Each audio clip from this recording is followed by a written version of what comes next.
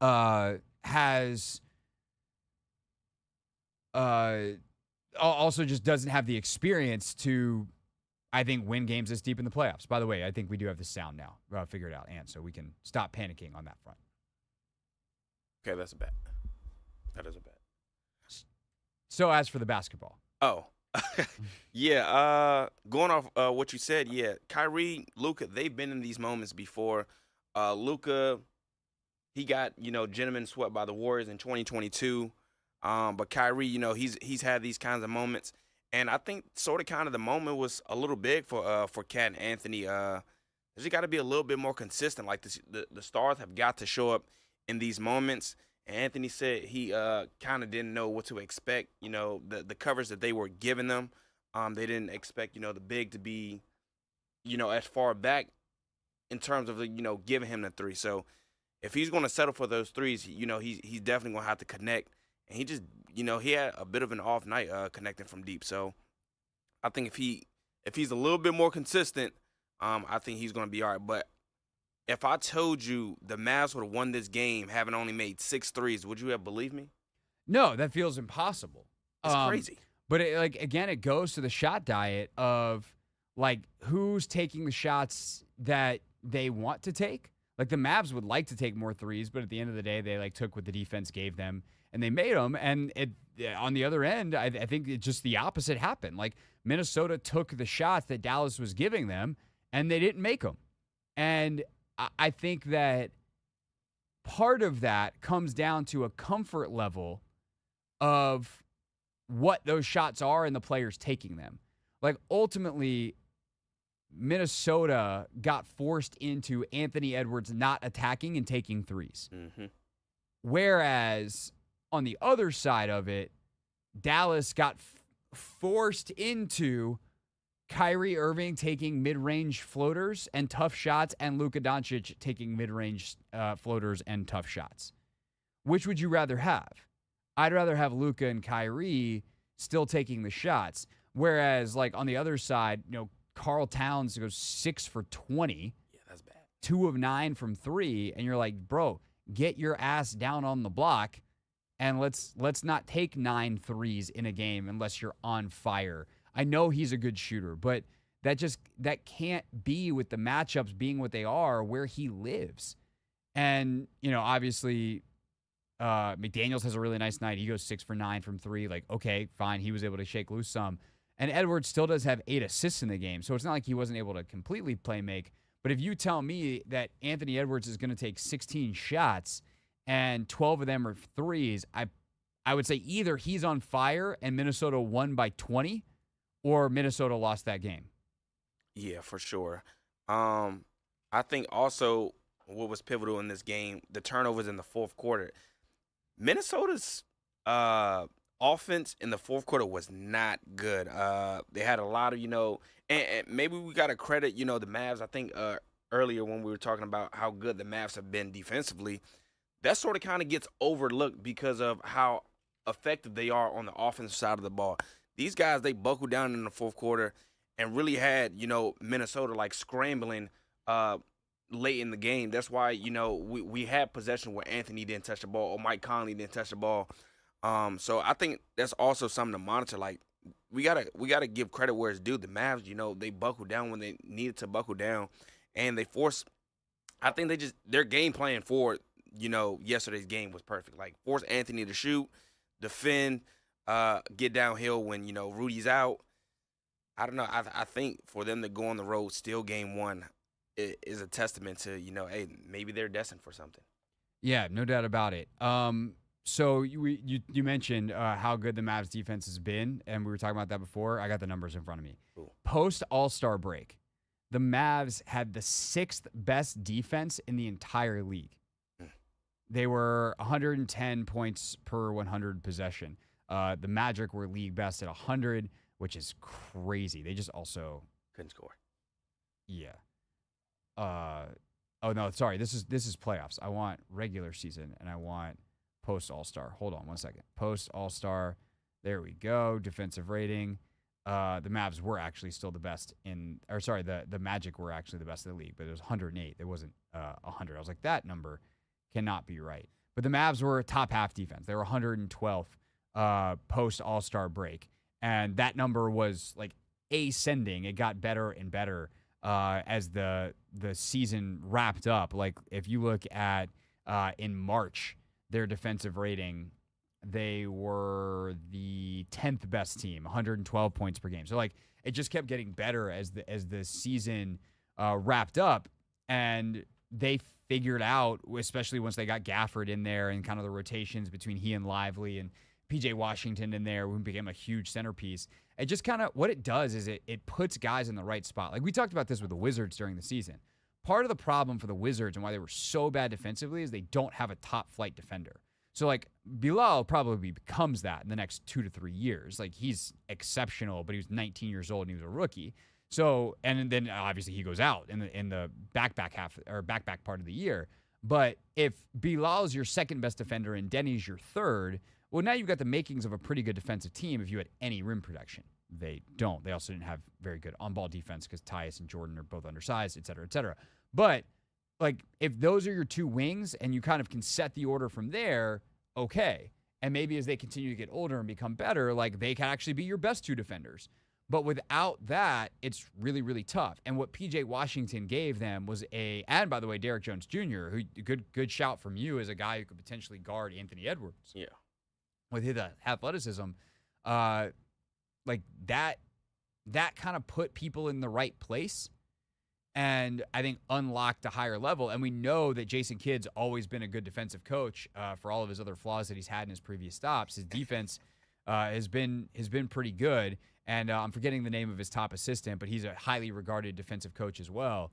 And so I think that you see the pieces come together. Minnesota will make adjustments, but also last night, this is the last thing we'll say real quick on this, Anthony, is Chris Finch is coaching from that second row, and there's just no way he can have his absolute best impact on every game with where he's at. And you do kind of wonder, as Anthony Edwards continues to settle for threes, et cetera, or they can't find ways to unlock him, if Finch is able to have a different conversation or is in a different place, like, is that adjustment made a little faster? It'll certainly be something they look at as a staff between games 1 and 2, and it's going to be interesting to see Minnesota's offensive approach. All right, when we get back here on the Hoffman Show, Logan and I were out yesterday. Logan in his big giant bucket hat, me in my hoodie, out there watching practice, avoiding sunburn, and making all kinds of notes that we can then share with you into microphones, and that's exactly what we've done on Take Command. You'll hear our thoughts on the defense and how it is coming along and why some of Dan Quinn's signatures are starting to emerge. That's next on the Team 980.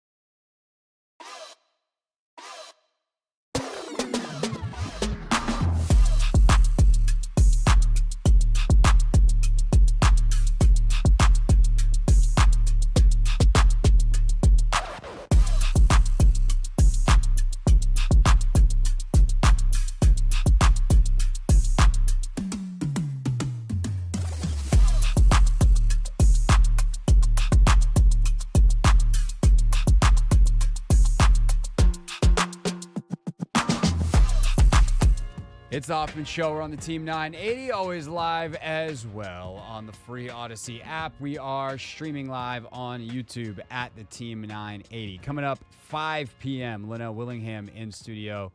Whatever hot takes he's got left after 2 days with Russell. Although, Anthony, have you connected with Lenell? Do we know what we're talking about with him yet? So, don't take him in. That's when I was gonna. Okay, so we're gonna go find out. I gotta find him first. We do a very, very risky thing. The 5 o'clock hour on Thursdays is where we throw caution to the wind. We're like, Lenell, what do you want to talk about? And I'm not gonna say whatever he says goes because, like, look, my name's still on the show. we got some rules around here. But then at 5:30, it's never read the comments. So that's when we really throw caution to the wind. If you thought Lenell was dangerous at 5 o'clock, whoa, buddy, let me invite you inside our YouTube comments. That's coming up at 5:30. Right now, though, about as smart as the show gets, we bring in Logan Paulson's thoughts. Take command. We, of course, reviewed OTA session. Really, really good chat with Logan this morning. It is available in full in your podcast feed, but we also try to make it nice and convenient for you. Get a little snippet here on the radio. And for today's segment, thought I'd give you some thoughts on the defense. Logan and I had plenty to say there, and we didn't talk about it much on the show yesterday. So without further ado, take command on a Thursday here on The Hoffman Show.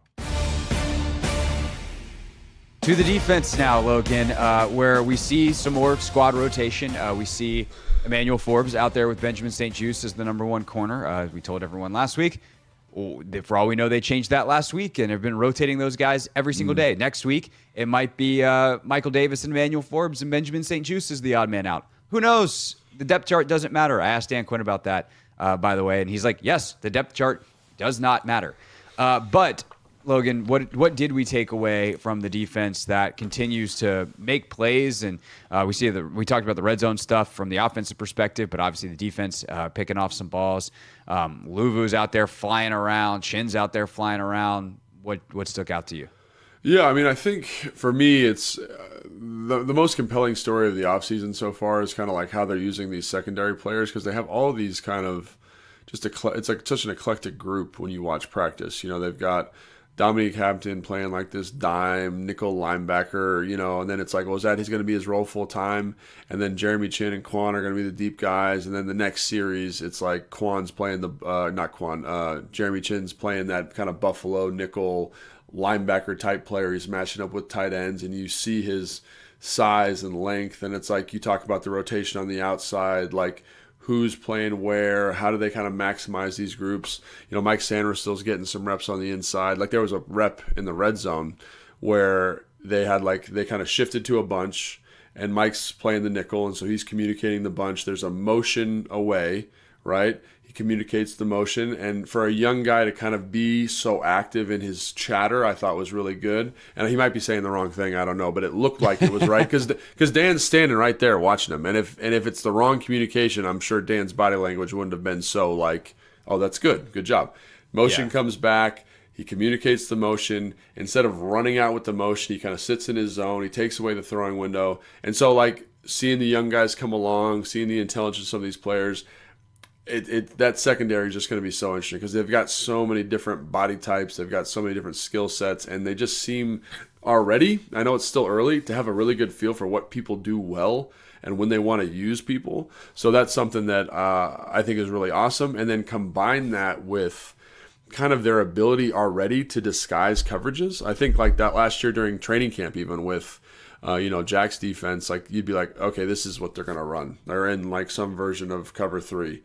There wasn't like an emphasis on disguising it, but they've already started kind of sprinkling some of that stuff in. Oh, are we in 2-man? No, we're in actually Tampa 2. Or is this 0? No, it's Tampa 2 or it's cover 3.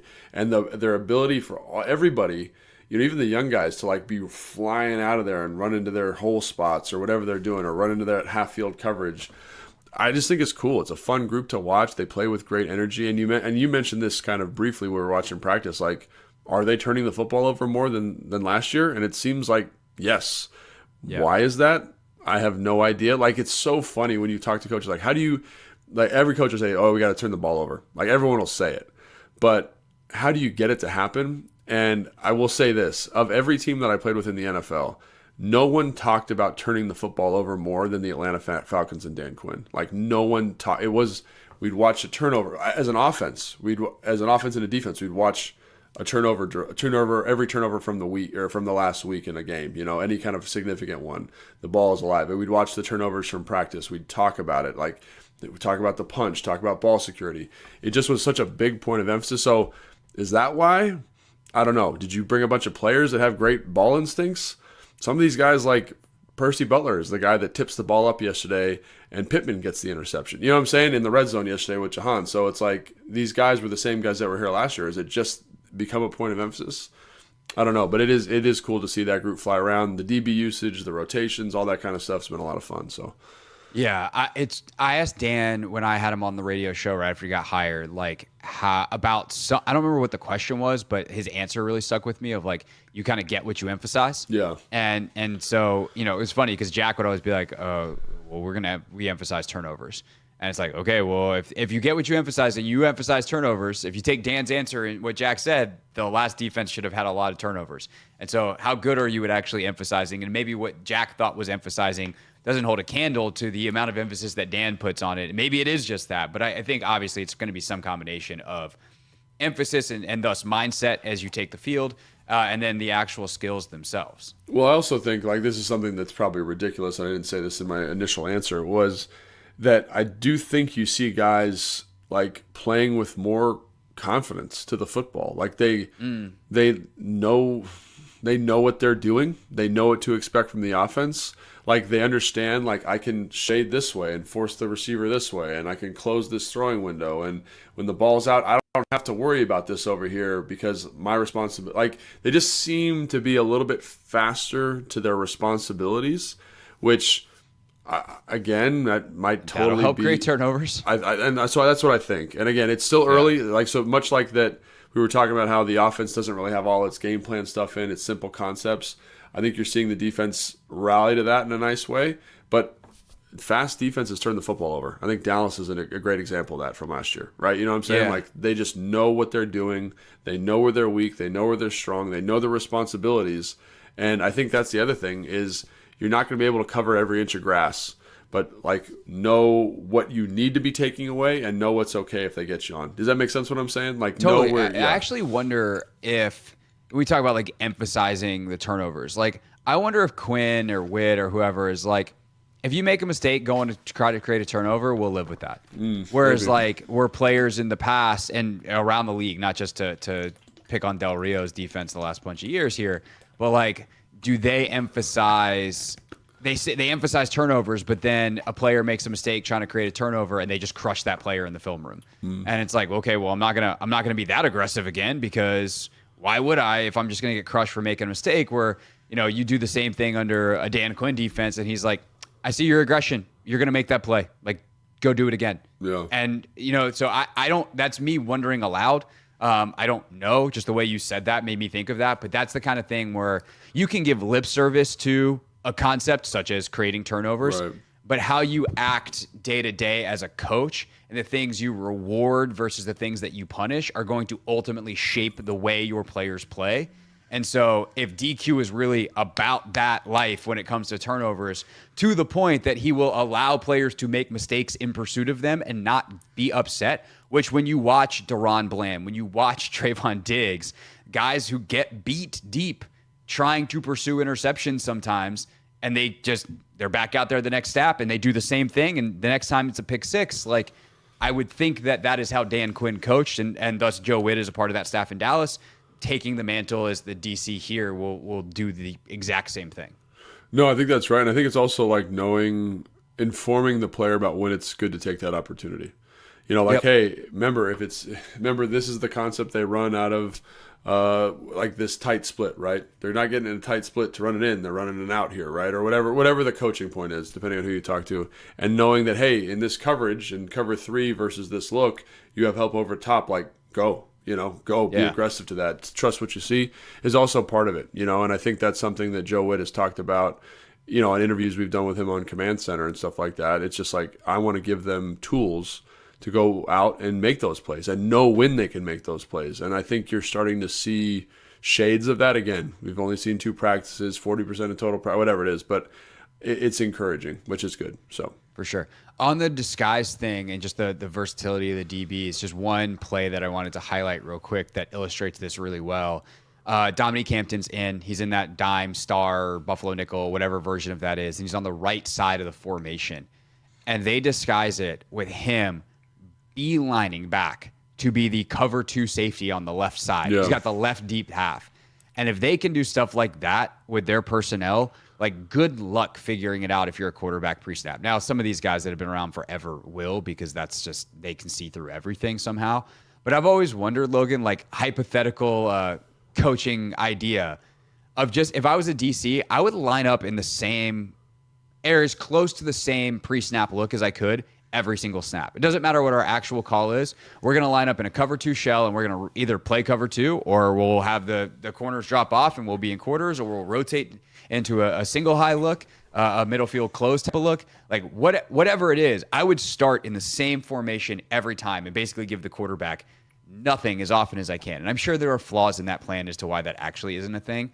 But, like, watching a play like that where Hampton is in the box on the right and just at the snap of the ball, dead sprint to the deep left half of the field, you're like, oh, they might be doing some version of that very silly concept that I've thought up in my head.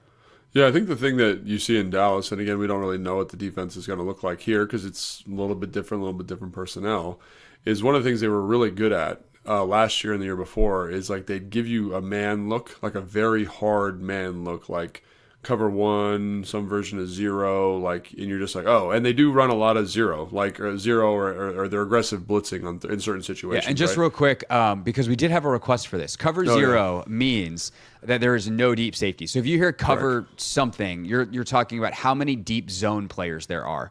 So cover 0, there's none, which typically is accompanied by man-to-man on the outside and an all-out blitz by every remaining player who's not in man coverage. Cover 1 deep safety. Cover 2 deep safeties. Cover 4, a.k.a. quarters, you have 4 deep players. So that's cover 3, obviously 3. So cover 6 and cover 9 get a little more complicated. There's quarter, half, blah, blah, blah. But just to let folks know that don't, cover 0 deep players, no deep help for anybody over the top. Yeah, 100%. And so they would show you those looks, and they were really good at those looks. You know, I think one of the things that the Dallas defense did such a good job of is they have all these great blitzing linebackers and these pieces like, you know, Frankie Louvu or, you know, potentially Jamin Davis or Jeremy Chin, guys that are really good blitzers that are up near the line of scrimmage. And so targeting your protections becomes really challenging. So they'd give you this look. They'd try to get you to check out of something. And you'd say, oh, I got a good man beater on here. And then they'd drop out of it at the snap like absolute maniacs to cut to Tampa 2. And all of these man beating concepts that you had on were completely dead.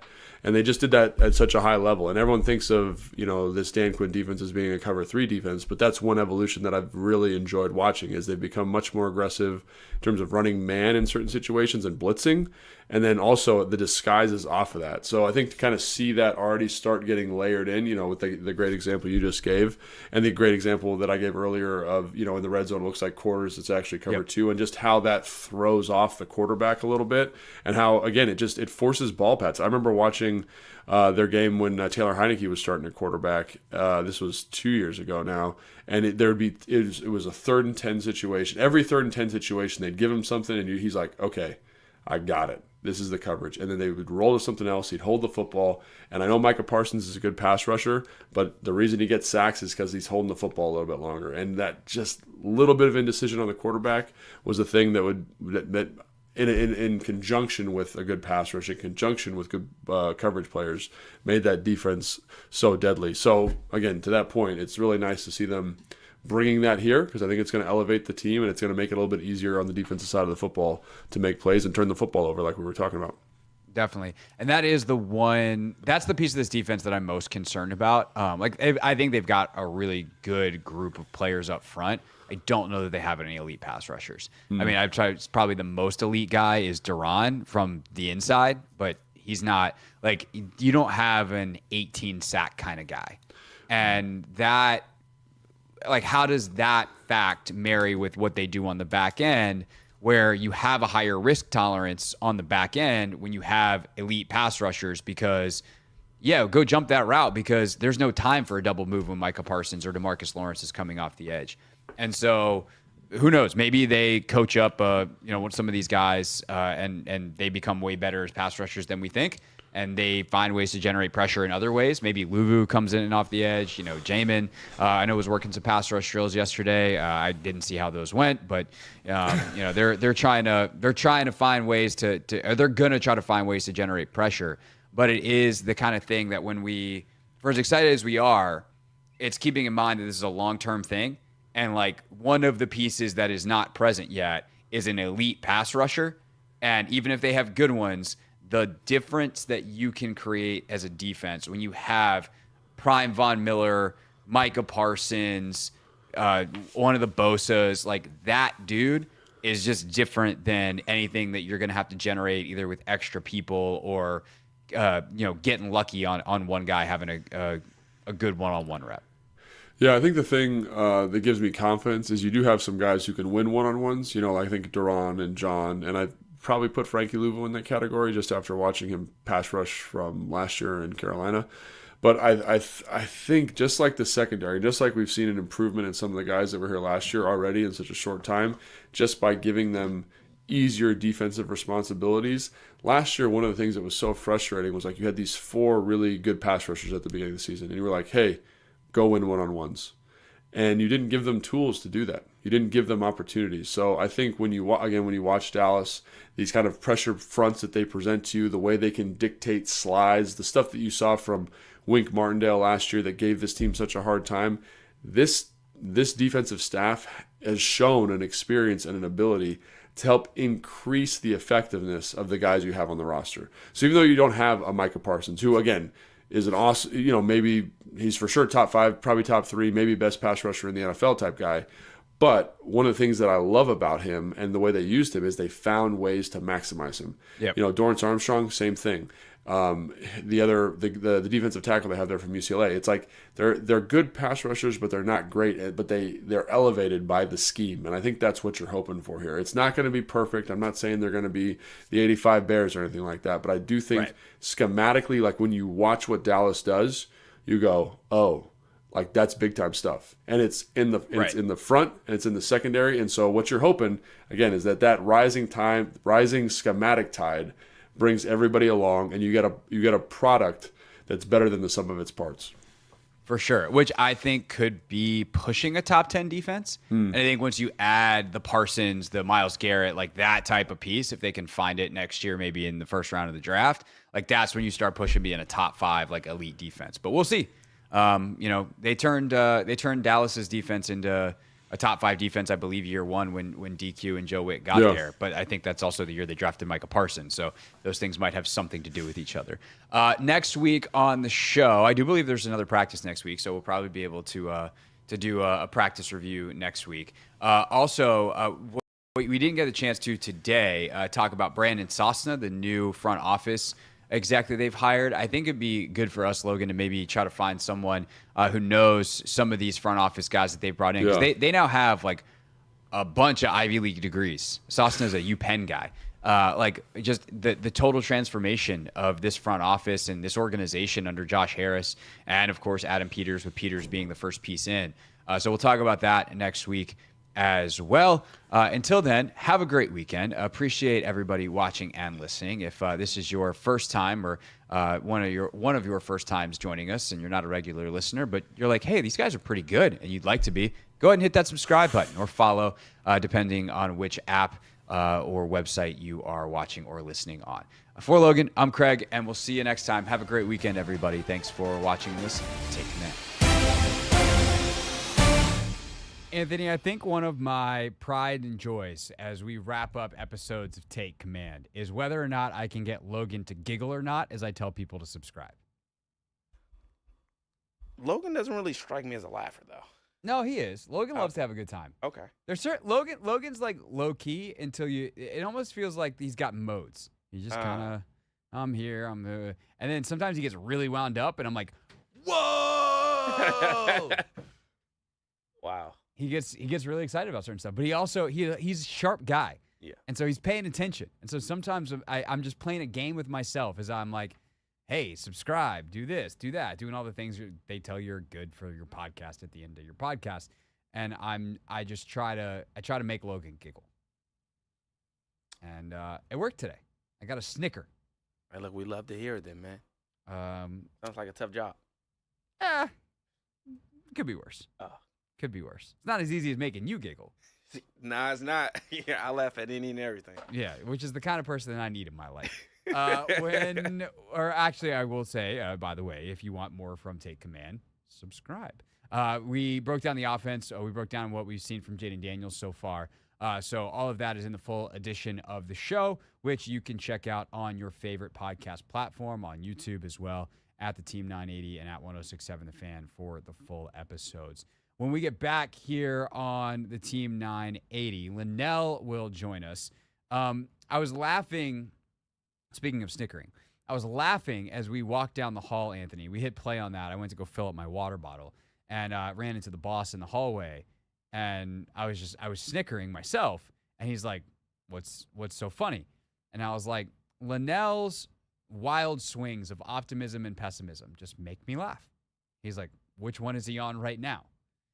And I was like, I told him, I'm not going to tell the audience yet, because I'm going to say the audience gets to find out for itself coming up at 5 o'clock. But I will just tell you, Lenell is on a wild swing of either optimism or pessimism about the Commanders.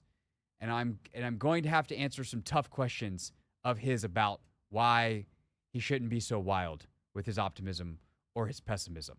That's at 5. Never read the comments at 5:30. And the story that I've been chomping at the bit to tackle for 2 days, 2 ESPN analysts who I really, really like said something that I think is really, really dumb about the Commanders. That's at 6 o'clock here on the Team 980.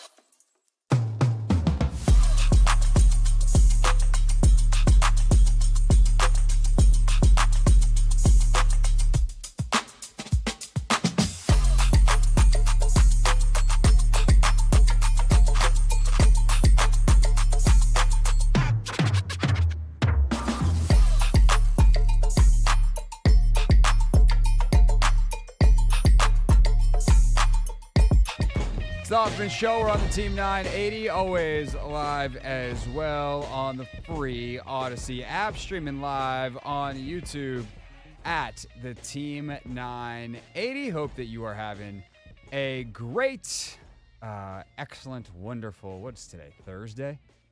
Yeah, today's Thursday. It is. Is it? Yeah. Forgot. Yeah. Well, you know I know it's Thursday? How do you know it's I have Thursday? a ringing headache from a certain winged fellow. I see. That is the voice of Lenell Willingham. He has survived his 6 hours of battle with the Rooster over the last 2 days. Swore. He hosted overtime last night. I feel like I'm the final boss in some ways. It's like you fight through the 6 hours of I finally beat And the then I level. got to deal with... And you come in here, and it's just a totally different beast, totally different animal, totally different challenge. It's a brain exercise. I also don't feel like it's actually a challenge. I'm not trying to challenge you. We're just trying to have a good discussion. Yeah, just good discussion. That I will let our fans over on the fan here as well. It's hard to book you because you're in high demand, It's hard to book you on overtime sometimes because the timing of it. I know you want to get home and watch basketball, soccer, etc., or whatever just movie you and Rachel are watching. Not talk about anything, really. Frankly, I just would like to. Just I'm go, like, 7 o'clock. That was late enough to work for me today. You want me to come on at what time? No, but I'm 8:15, 8:30. I'm my happy sweet to do spot that for you. At some point soon. We can. Oh, don't worry. That. We can just start using these discussions because I think they're very organic. I wouldn't. Some people would describe this as an interview. I think it's just too intelligent. No, I like having you on. It's like you're in the co-host chair. I'm not interviewing you. Right, we're just having a conversation. Just talking ball. And so we're gonna pick up the conversation where I said, nope, leave it for on the air when we were doing our prep earlier. That happens a lot with us. So you're doing a thing that I think a lot of fans do this time of year. A thing, Craig? A thing, but it's like it's not a shot. Okay. And by the way, I was just as guilty of this as anyone last year, and I'm trying my absolute damnedest not to fall into it this year. Yeah. Right? Which is you see things that you like, and you're really optimistic. So I don't want to put words in your mouth, but I feel like your optimism meter is very high right now on the old Washington Commanders. I would probably say I'm the most optimistic on the 2024 Commanders than any media member in this market, TV, radio, writing. Always a competition for you. I'm gonna write it. I'm gonna wear that, and hopefully, with me, putting my flag in the ground on, what is it, the 23rd of May or May 23rd or May 24th? It is the 23rd of May, despite Anthony at the start of the show trying to trick me into thinking it was the 24th. Well, we get paid on the 24th. That's how I know. Check already hit my account. Wow, what do you pay? USAA, baby. USAA. For whatever reason, the checks always seem to clear a day earlier over here. I'm not mad about it. Wow, and I'm a Navy Federal guy, so we're in the same banking family. I would call that, right? I don't know how that works. Anthony's checking his phone right now. Check hit your account? No, check is not in my account. I still am sitting on. I don't. Yeah, mine hasn't hit. I probably couldn't buy a pack of gum. Okay, well, if you need a snack, let me know. I can spot you. You can pay me back when your check hits tomorrow. The point is, right. It is May 23rd, yeah, and your optimism is extremely high. Yeah, and I think Why? it's all centered around Jaden Daniels, and I know it's helmets, shorts, T-shirt, but this time of year matters. I thought your question yesterday was excellent. And Dan Quinn gave you a really good answer on what this time of year is about. It's about figuring out what guys can do, simply put. Who's best in what spots, trying things. And I think for Jaden, and I haven't been out on the practice field yet, so I'm sure my assessment of the situation will change once I'm on ground level and get to stand. I don't even know what the kid looks like in person from a girth standpoint. But I've heard through the grapevine. He's not a thick fella. He's slender, but he's thicker he's than tall. you expected. No, I mean I also saw him in Detroit. Right. In a suit. Look, his lower half, I feel like he's got a decent base underneath him. He's very skinny. Yeah. Okay. Very skinny up top. But what I said to you earlier, and what's the main thing driving my optimism around Jaden, and then ultimately the entire program right now. Every time you hear folks talk about Jaden Daniels, it doesn't start with he's an electric runner. The accuracy on the deep ball, the compact release. That's not the first thing people are saying. All you continue to hear about, whether it's Zach Ertz, John Allen, Bobby Wagner, Dan Quinn himself, is what this guy is from the neck up and what type of person he is. I thought Marcus Mariota, and I know this is ironic, I loved something that Marcus said yesterday. It gave us a really tremendous... You're suddenly putting stock in Marcus Mariota. I know. See what optimism does to people. Yeah, I'm telling you, it changes your perspective on things. What did Marcus say that you liked? Marcus talked about his command. And you can listen to the Take Command podcast, wherever you get your podcast. People know. But no, I think that jumps out to me, and Marcus kind of outlined it in a way that I think we think about it, but we don't necessarily put as much emphasis on it and understand how difficult it might be. Jaden is 24 years old. The Commanders' locker room varies in age, and especially in the offensive huddle that he's got to command. You've got to get the respect of a veteran like a Cornelius Lucas who's been around the block for a while, Austin Eckler who's seen things before. And I think to be able to get guys to buy in and respect you is one thing, but it seems like he's just a likable dude. And I know that's just a part of the job, but the work ethic piece, I think, really is what I get uber excited about because he doesn't have to be the first guy in the building. I don't even know if he is. Yeah, he does. Yeah, he does. He's a rookie quarterback. He's got a lot to learn, and he got to where he is fail, by by working that hard. And I like that's the number one trait that everyone raves about. If he doesn't work out, it's not going to be because he didn't put the work in. Right. And most he of the time seems with to have these- found a system that he's Yes. worked to learn. Like, I don't disagree inherently with anything that you're saying. My question would then be like, what does your optimism ultimately mean? Like, you can be excited. I'm not telling you to not be excited, but like, what does that actually mean in terms of a record, in terms of like where the ceiling is for this team? And forget even the ceiling. Like, we had a fun ceiling conversation earlier this week, but like, what about what is the actual outcome? Like, are you changing your prediction of what you thought they would be based off of a couple of good practice reports? Now, that'd be crazy if that was all that was going into it. But it feels like, and we got a little bit more information yesterday from Brian Robinson at the podium. We talked about this the last time we were together. The element of surprise that I think they're going to have offensively. I really think, based on the cooks in the kitchen and the personnel that they have at the skill position groups, if they all reach their potential, I think you can have a chance to be dynamic offensively. And when we did the in-game show a couple of years ago, I used this term to describe Tennessee's offense to Logan, and I think this is what Washington could be, even though they'll be starkly different. Exotic smash-mouth football. There's going to be some trickery and some wrinkles to it that make your eyes go goo-goo. But at the end of the day, I think they want to stay ahead of the chains and get themselves in the third manageable more times than not, to where his legs can be really used as a weapon. And it doesn't mean so him like this actually is all good stuff. Now. Yes.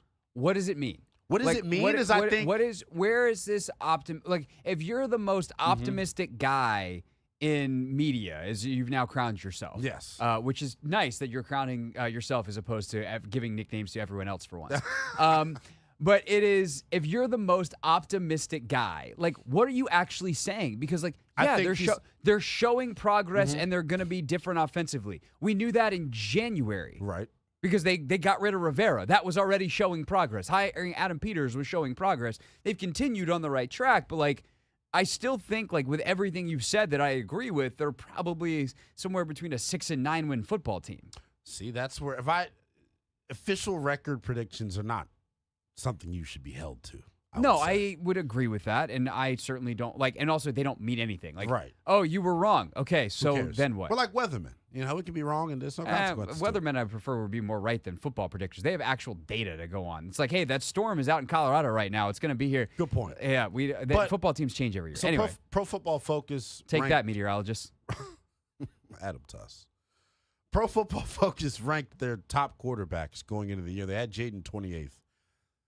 The way that I feel that his season can go, if everything goes right, I think by season's end, we're talking about him as a top 14 guy after year one.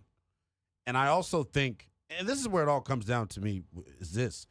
Quarterback, when you figure that position out, I think it changes the dynamic of your entire franchise, and it takes the ceiling off of you. Like, I don't think if he proves to be the guy and he is dynamic and electric the way he was in college, if that's able to translate for the most part over to the NFL. Say it!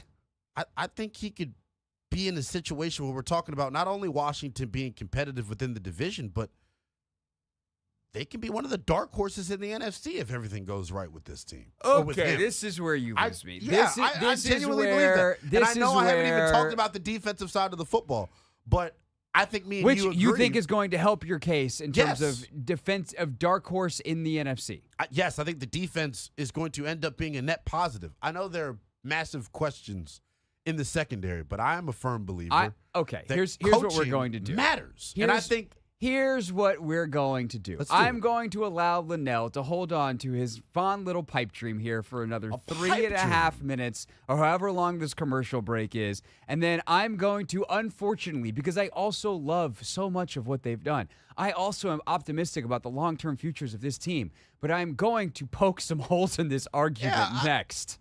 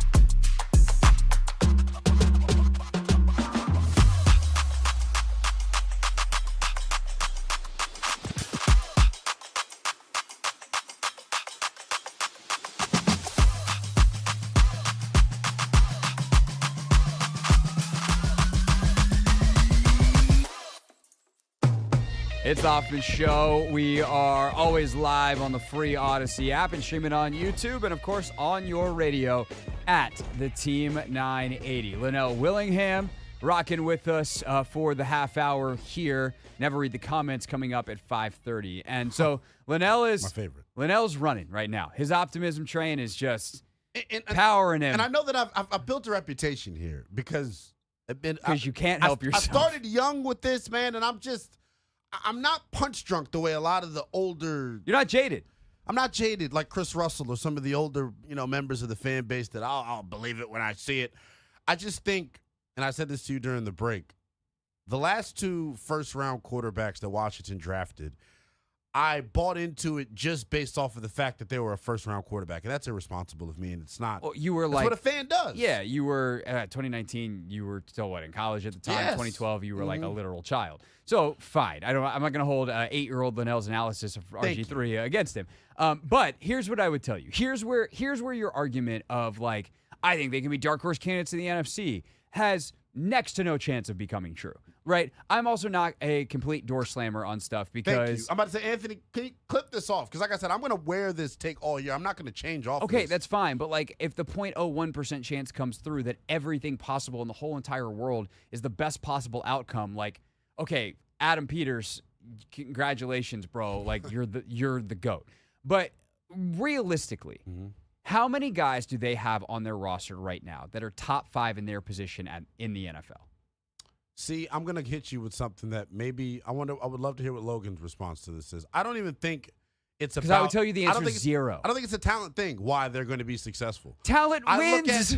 I think, but there's small ancillary pieces that allow you to get the most out of your talent. And let me explain. I don't need an explanation, Lenell. Like I know what you mean. They're out go-karting today. The fact that they're the perfect mix of young guys and they're veterans. playing golf yesterday. They're go-karting today. The chemistry is great. There's a standard that they're setting within that locker room that I don't think they had in previous years. I think the Arizona Cardinals did that last year, and they were still the 4th pick in the draft. Like, eventually you need to have talent to win in this league. And for as much as I am super high on Jaden Daniels, and like I know what people thought I thought of Jaden Daniels, and they were wrong, but even to the highness that I was on Jaden coming into this, the more I learned about his ability to grow at LSU, how that last year came together, kind of where he was, talking to more people like Orlovsky very late in that draft process. And he's like, dude, go watch his eyes. He's got the best eyes in the draft. And you start to see that stuff coming on in the practice field. And I'm like, damn, this guy could be good. And I think it could be pretty good quickly. But good quickly for a rookie in the NFL has a very low ceiling. C.J. Stroud had one of the best rookie seasons, if not the best quarterback rookie season we've ever seen last year. And he had a bunch of other stuff go right, and they still lost in the second round of the playoffs. And that's about as good as you could possibly expect. Also, his numbers, like, he didn't even throw for 4,000 yards, I don't think. He was like 3,500, whatever it was. He missed games. Sure. with the concussion. But I would make the argument that, But the point is, like, even if he's amazing for a rookie, he's not going to be Mahomes, Allen, Burrow, like the very top guys. Why do you think that? Because it takes time. Right. In the NFL to learn the coverages and to understand what you can and can't get away with, to make mistakes, learn from them, and grow over time. And by the way, that's okay. And like that to me is like the difference of where I sit from it, like extremely objective reporter background, all that kind of stuff is like, and even from other folks in the media who do this stuff, like I'm just okay with being a long-termist. And I think so much of our media and fan-driven discourse is right now, what does it mean? And I'm just willing to give Jaden Daniels the time to grow and understand that it's going to come with losses along the way. You haven't heard me one time say that I don't think it will take – there's not a possibility that it won't take time, but I don't like how it's being just like it's some pipe dream if he comes out and does have a Joe Burrow year 2 type of year 1 because Burrow gets hurt in year 1. Yeah, but Stroud, like why is that so out of the question? Because it's so rare. Like, give me the other examples of how many dudes have had years like that. That's fine. I understand that. I will give you that. The odds are not in his favor. Like, that is the point. But last year, the odds weren't in C.J. Stroud's favor. He was just him at the quarterback position. Sure. And what if, I think Jaden is that type of talent. He might be. So, with that being the case, if he is that type of talent. Okay, but what about the rest of the roster? Look at the rest of the Texans last year. Their offensive line was battered. I think a lot of C.J. Stroud's success came from and this is where I do the maybe giving too much credit to coaches. Gerard Johnson and Bobby Slowick were great, excellent for him last year. You know what they also have? A top 5 left tackle. They do, but the rest of their offensive line was battered. But it's really easy to make the other 4 a lot better and help them when you don't have to worry about one. That was literally how they built the O-line here that was good from the time Trent Williams got here to the time that he left. But they got down to the 3rd and 4th guard last year. Like, you don't plan for stuff like that. And he overcame that. Let's not act like Nico Collins is, and I understand he had a good year. It was really good. And they, by the way, they did a great job of getting him on routes that he's excellent. Like, I'm telling you, all that stuff is everything working together. fine. And I think with this offensive coaching staff, they're closer to having that dynamic than I think we're giving them a chance to. Who's this team's Will Anderson? It could be Frankie Louvu. That's a bold ask because Louvu, in terms of like being the every down pass rusher that's going to get you whatever your 3rd and 7 plus guy that's going to go affect the quarterback. I think that happens from the interior with this group. I don't think you necessarily need. I mean, to maybe, have tremendous but like edge rush pressure. Who's their Derek Stingley? Like, as much as I understand what you're saying, right? Because I thought the Texans were going to be dog, last year. We all did, but this happens every year. The Texans, even though last year was kind of year 1, it was also kind of year 2/year 3 because they've had top 5 picks previously and they hit on them. Stingley, if he could stay healthy, is a top 8 corner in the league. Year 2 of Stingley, and he barely played as a rookie, so you didn't know what he was. But he still had a year in camp, being around it, like whatever. Correct. And he was a top 3 pick, right? Wasn't he the 3rd overall pick? I don't remember exactly. Like he's a top 10 pick at cornerback. Like the Commanders don't have that level of talent, and like that. Do I think they can actually be a very competitive football team week in, week out this year? Because I think they have solid talent in a lot of important places. Yes, but ultimately you need dudes to ball out and make plays. And when your best chance for that is a rookie quarterback, albeit one that I really like and I think could have if you told me Jaden Daniels throws for 3,800 yards, 28 touchdowns, 11 picks and rushes for 800 yards, I'd be like, that's feasible. And that'd be one of the 5 best quarterback rookie seasons maybe we've ever seen in the history of the league. What does that do for you, though? That's where I begin to have the question where my brain starts to churn. I still think it gives you 9 to 10, maybe 9, maybe 10 wins. Maybe. We haven't seen that level of quarterback play here in a long, long time. Lenell, there's other places in the NFL to look than here. There are precedents set in other cities. I understand that. But when we talk about rookie quarterback success, C.J. Stroud is the bar that we're now using because it's recency bias. But also look at the division that he played in. The AFC South is not very good. Craig. You're going to tell me the AFC South last year? Bookmark that comment as well. Last year's AFC South. Okay. I'm not talking about this year's. It doesn't. Who cares what they're doing this year? We'll find out if the division's better. We'll see how C.J. Stroud is in year 2. I predict they're still probably the favorites in the division by a lot. But last year, like you had the Gardner Minshew-led Colts, what the bleep are they doing every single week Jacksonville Jaguars, and a Tennessee Titans team that fired their coach and was starting Will Levis at quarterback. Come on. Your argument for lack of talent, I think, is fine, but there's a big unknown. Fine. It's also really important. There's a big unknown at the most important position. And I'm not willing to put a ceiling on what I think he could be after 1 year because we simply just don't know. We don't. But there's also a much better chance that Jaden Daniels is 3,200 yards, 22 touchdowns, 14 picks, 800 rushing yards, has some incredible stinkers, a couple of wow games that give you plenty of hope for the future. But that's rookie life in the league. It's hard. And by the way, you think you have it figured out 1 week and then you go face a totally different defense the next week and they blow your freaking mind. I guess I'd put it this way. I have respect for everyone else in the league. And what I mean by that is I understand that this league is hard and coming together quickly is hard. And you want to know the other people that probably tell you that? Dan Quinn, Cliff Kingsbury, Joe Witt That's Jr. what they're supposed to say. They can try their best. Internally, though, what are they saying? Internally, what is the conversation? I think they're not putting expectations on anything. They're just trying to get their focus. The NFL operates like this. What's right here? What's right in front of me? What is right in front of my face? Slogans like "Do hard bleep with good people." Good people, and every day you just got to grind. You just got to work. and the results will be what they be. We out here, where we don't have any impact on the results, we are what? Anthony, what was the phrase that I used to use at the start of the show? Internally that they may not let come out of the building because they don't want it to be mocked. You can't go into a situation as a coach saying, "Hey guys, we're probably not going to be that good this year, but we're trying to lay our principle." You can't even deliver it that way. No, but you say like, "Hey, fellas, we're gonna do if you do the things that I ask you to every day as a coach, and that these coaches ask you to do every day, I think we have a chance to surprise some people." But like realistically, what does that mean? People think this team's gonna win 4 games, 5 games. Like people think because it's Washington and because it's Quinn, who they don't think very highly of. That this team, and that there's a whole other segment, I hate this, but like it is what it is. There's a whole other segment of the media that thinks they made a huge mistake in taking Jaden Daniels over Drake May. They just think it's the same old Washington and the same old group of jolly idiots running this. And they're wrong. They're wrong. Yes, that's the premise, right? basis Now, of my optimism. Does that mean, but here's the needle that it's not really even a needle threat. Here's the freaking Nile River, which I think I read, maybe it was the Amazon. One of those rivers is like 8 or 9 miles wide.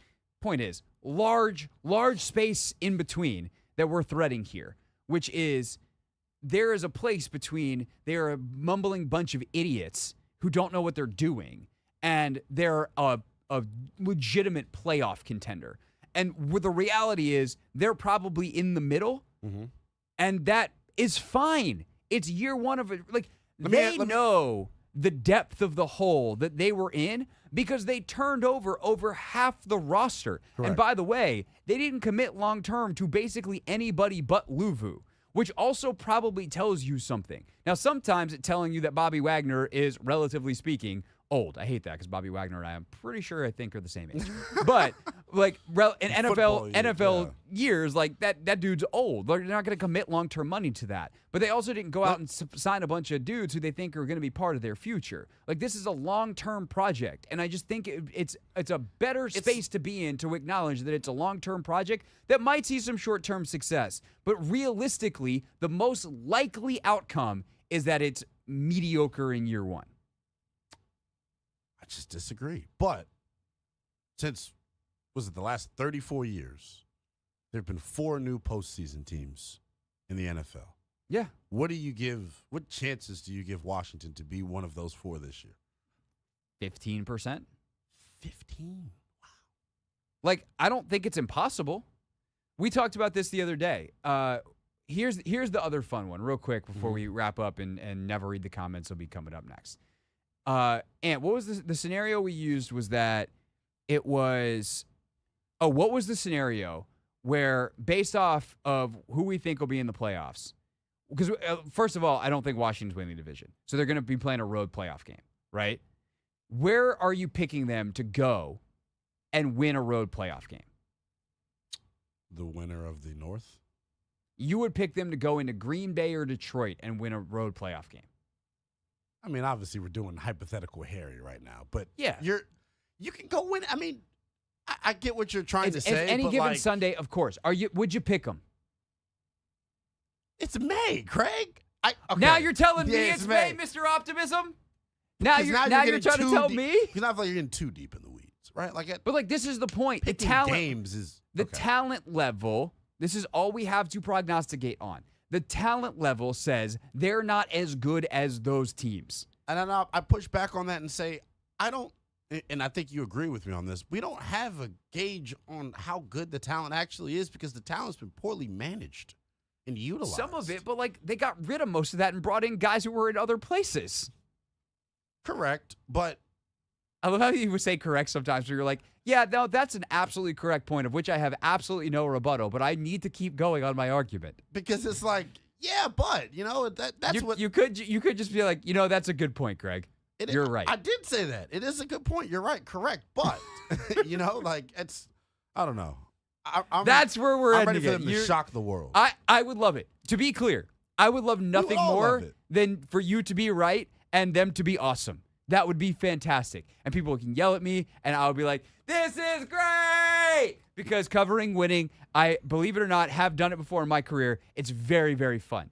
But I'm also realistic, and I think that realism, this is where we'll actually end it, is because I am actually willing to be patient because I think they have smart people running the thing that over the long term will get them to where you think that they're going to be, just not maybe as fast as you think they're going to get there.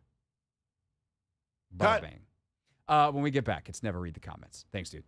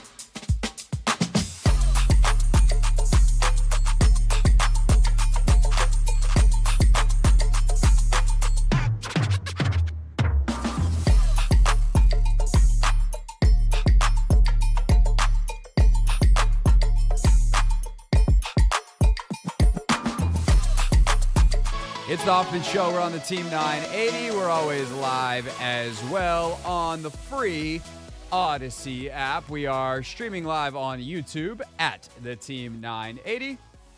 And it is that magical time of the week where we dive into the deepest, darkest part of the internet, the comment section. We tried to warn them. They didn't listen. Yeah! Every week, the Hoffman Show goes into the belly of the beast. We read those comments, baby. Never read the comments. All right, you know how this works. We chop up the show into itsy-bitsy, not actually itsy-bitsy, but digestible pieces. We place those segments on the internet. You can watch them on YouTube at the Team 980 or at Craig Hoffman. And actually one more place that we'll talk about a little bit later with one comment in particular. But at Craig Hoffman, at the Team 980, we pull the best comments, sometimes the worst, And we talk about them here on the radio show. Anything else we should say before we dive in, Anthony? I think you covered all bases. All right, safety goggles on. Time to go into the comments section. We start with just a funny one. Gail Naoki, 8765, comment something that apparently I said in my takeaways from OTAs yesterday. Said, were you there in 82 Theismann, 87 Williams, and 91 Rippin? And I replied, defined there, but either way, the answer is no for the first two because I was born in 1990. I felt like making whoever this person was feel old because I often feel old these days. You are. Thanks, jerk. Anthony wasn't there for any of them. So there's that. Okay, to the actual comments now. Wow, it's a punchy Thursday here at the Hoffman Show.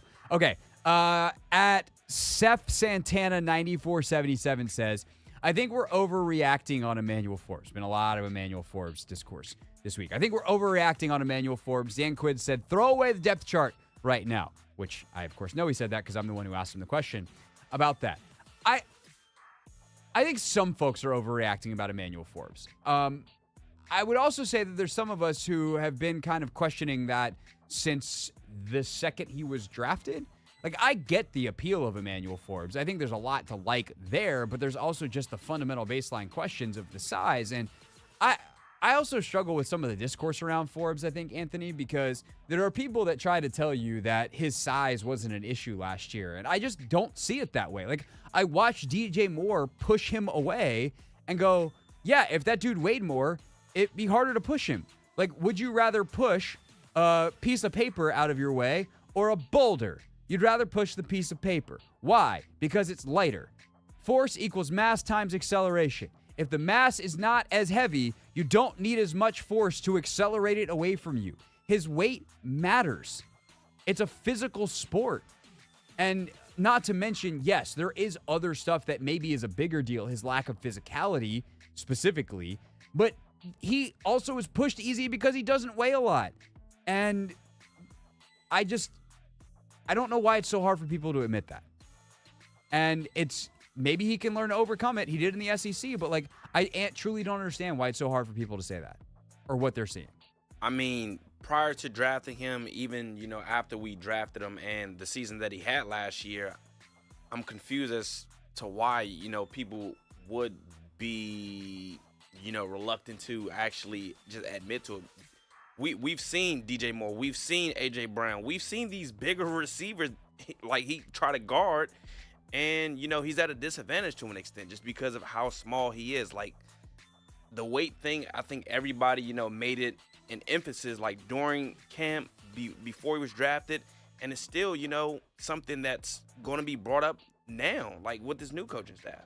If I tried to pass rush Trent Williams, I guarantee you someone would be like, he's not physical enough. It's not the weight. He's just not physical enough. It'd be the weight. Yeah. I'm also not strong enough and fast enough and twitchy enough to pass rush on Trent Williams, for instance.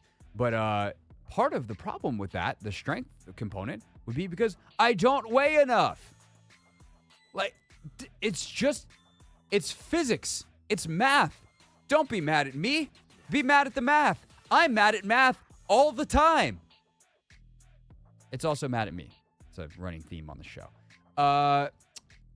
At Wheeze 10 Toes Down 7559 says, what a name that one is. A skill set like Forbes needs to be on the field, and if these coaches are as good as advertised, they will have Forbes playing his best football. My question is like, what is Emmanuel Forbes' best football?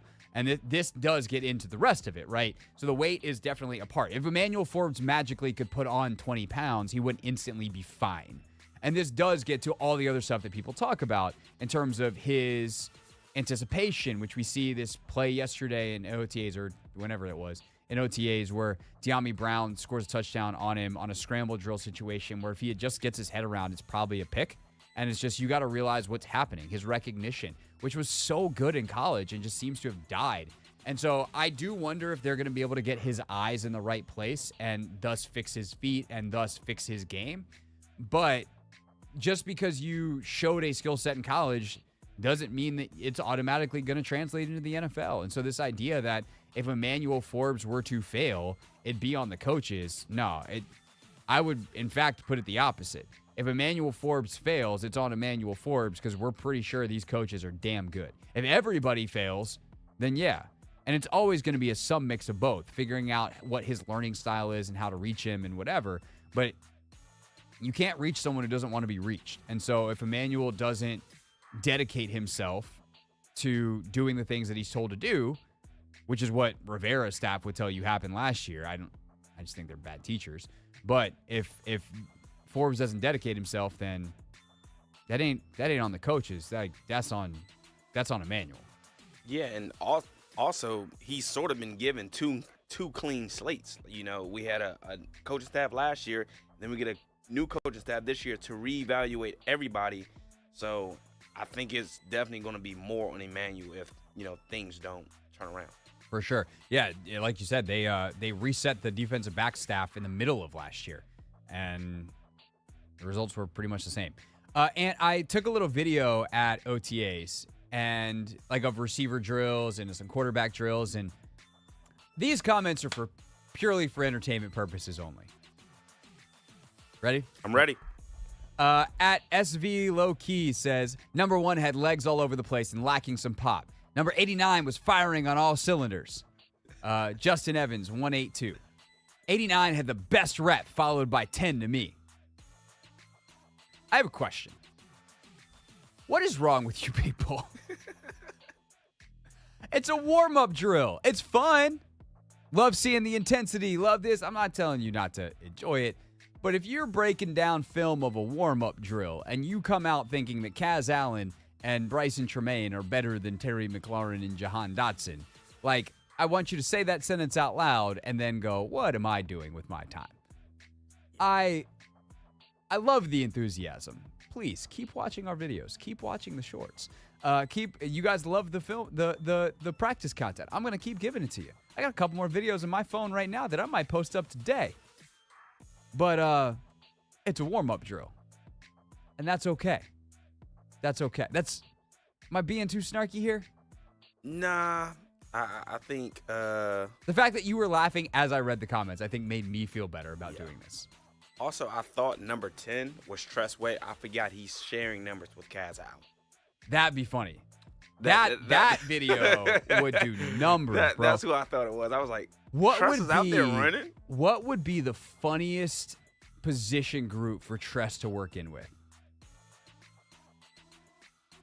A wide receiver drill would be pretty funny. He's out there. He's like, because Tress kind of has like the wobble waddle as he runs. So like, honest, get out there, shaking down, getting out. A running back drill for the same reasons would be funny. Yeah. What were you gonna say though? I would want to say quarterback, just because then we can really use him on special teams. Like, he can really. This is not for function, Anthony. This is for comedy. Okay. That's fair. Literally, the question was, what is the funniest drill for Tressway to be in? Well, go over there with the linebackers then. That is the correct answer. I do believe, hey, Tress, we need you to turn, run, and hit. That would be, I could just imagine him out there. What's his pet saying that he always says? He's like, it's not all shucks, but someone's going to leave a comment on our Never Read the Comments here with what it is. / I'm definitely going to go watch that video in the break of him mic'd up last year. But yeah, Tress with linebackers, that would be outstanding. Perhaps the biggest comment collector of the week was the segments we did on Ted Leonsis and his interest in the Nationals, both the segment that we did, Anthony, and the interview with Clinton Yates. And if you're over at Monumental Sports right now, you might want to plug your ears for this. Or you might want to open your ears, actually, because before you pursue anything else, I think it's important to realize where you stand in the community. And not that YouTube is always the best representation of the community. In fact, it's basically the worst representation of the community. Well, that and Twitter. Twitter might be worse. That could be a fun topic. But the reviews for Ted Leonsis are not good in our YouTube comment section. Ted Leonsis is a trash owner and is not good for Washington sports, writes wonderful Faison. She's wonderful, and yet Trash. I want to win, and I don't see him bringing a lot of winning here for the Wizards specifically, and the Caps and Mystics to a lesser degree due to recent championship runs only. I will say, in defense of Ted Leonsis, a sentence that I do not say often, in defense of Ted Leonsis, to say, except for those championships, is a bit of a cheap shot. The Wizards have been managed horrendously for 2 decades. The Capitals arguably could have won more with Alex Ovechkin. The Mystics, I think, have had a lot of bad luck. I think they've actually been managed pretty well. Elena Deladon's been hurt a lot in key situations. It's not like they've had bad rosters. Mike Tebow's very good at his job. However, just to throw out the championships and be like, well, except for those, a little bit unfair, I do think, for Leonsis. I want to bash the Wizards and the way they've been run. At this point, I think he'd actually agree with you. Yeah. Did you know today was the anniversary of the 19 and 31 Nationals? Or I guess the Nationals when they actually... Yeah. Yeah. Today is that day. Oh, I thought that was in June, but okay. 1931. 1931. Hey, the Mystics in their 0-4 start, maybe they're on their way to a championship. Hey, starts tonight in Phoenix. Uh-oh. Let's go. Nothing but the Blues. Leonsis isn't a good owner. Keep him away from the Nats. Old school 3 points. He seems to be a better human than Dan, but it should be a quote-unquote Leonsis law for him to not have anything to do with another team before the Wizards make a play-in appearance. Yikes. Kevin Hardy, 40-28. What Ted never communicated is that he has a love for baseball, just a love for revenue. No thanks. And two more. Riverdale Kings, 56-60. One man owning a lot of things is dangerous. And OG log L. Okay. All my homies hate Ted Leonsis. I just think that there's a lot of factors here that push into what's going on. Look, if the Wizards turn this around under Winger and Dawkins, Leonsis' approval rating will go up. But I do think it's important to kind of take the temperature of the city on this stuff. And the city, the region, and when you see what Leonsis tried to do with Virginia, how that fell apart, you see him seemingly after revenue at a lot of different turns, which is his right as a business owner. But when the winning isn't there, like, people don't want you to expand. And I think that when you have these public trusts, and this is why I always appreciate the way Josh Harris has talked about the Commanders, when you have these things that are essentially public trusts, that matters. I also do think functionally speaking, I would not want, if I'm the city, for Leonsis to have any more leverage over me. And that's not personal to Ted. I wouldn't want Josh Harris to have any more leverage over me. He's got his one team that's got a lot of power. That's good enough. I wouldn't want Ted. I wouldn't want anybody. I just simply do not want to be at the mercy of any singular business or billionaire with that much control over something that matters so much to people. And so that's the point I made, which is echoed there. But also, Leonsis, I think, fails to explain why it's actually good for fans that he owns yet another team, which goes to the last comment on this, which is from Peter Van Dixhorn 8407. Really good point. I love the games on Monumental, but don't need Ted to own the team. And again, if you're a business owner and you own multiple businesses, they can interact, but you also can operate in the best interest of the individual businesses. And if Monumental, what it would be, or what would be best for Monumental would be for them to have Nationals games and those rights become available. Whether Ted owns the team or not, he should do that, pursue that for Monumental, as in the network. That doesn't matter who owns the team. Like, you gotta do what's best for the programming and for that individual business entity. That's your responsibility as a business owner, which Ted knows because he's a very experienced business owner. Then we got some fun ones to wrap up. And one, just quick palate refresher before we get into a topic with more meat on it. Mob CCR says, back to the Commanders, I'm hoping that Luke McCaffrey will end up as good as Jordy Nelson was for the Packers.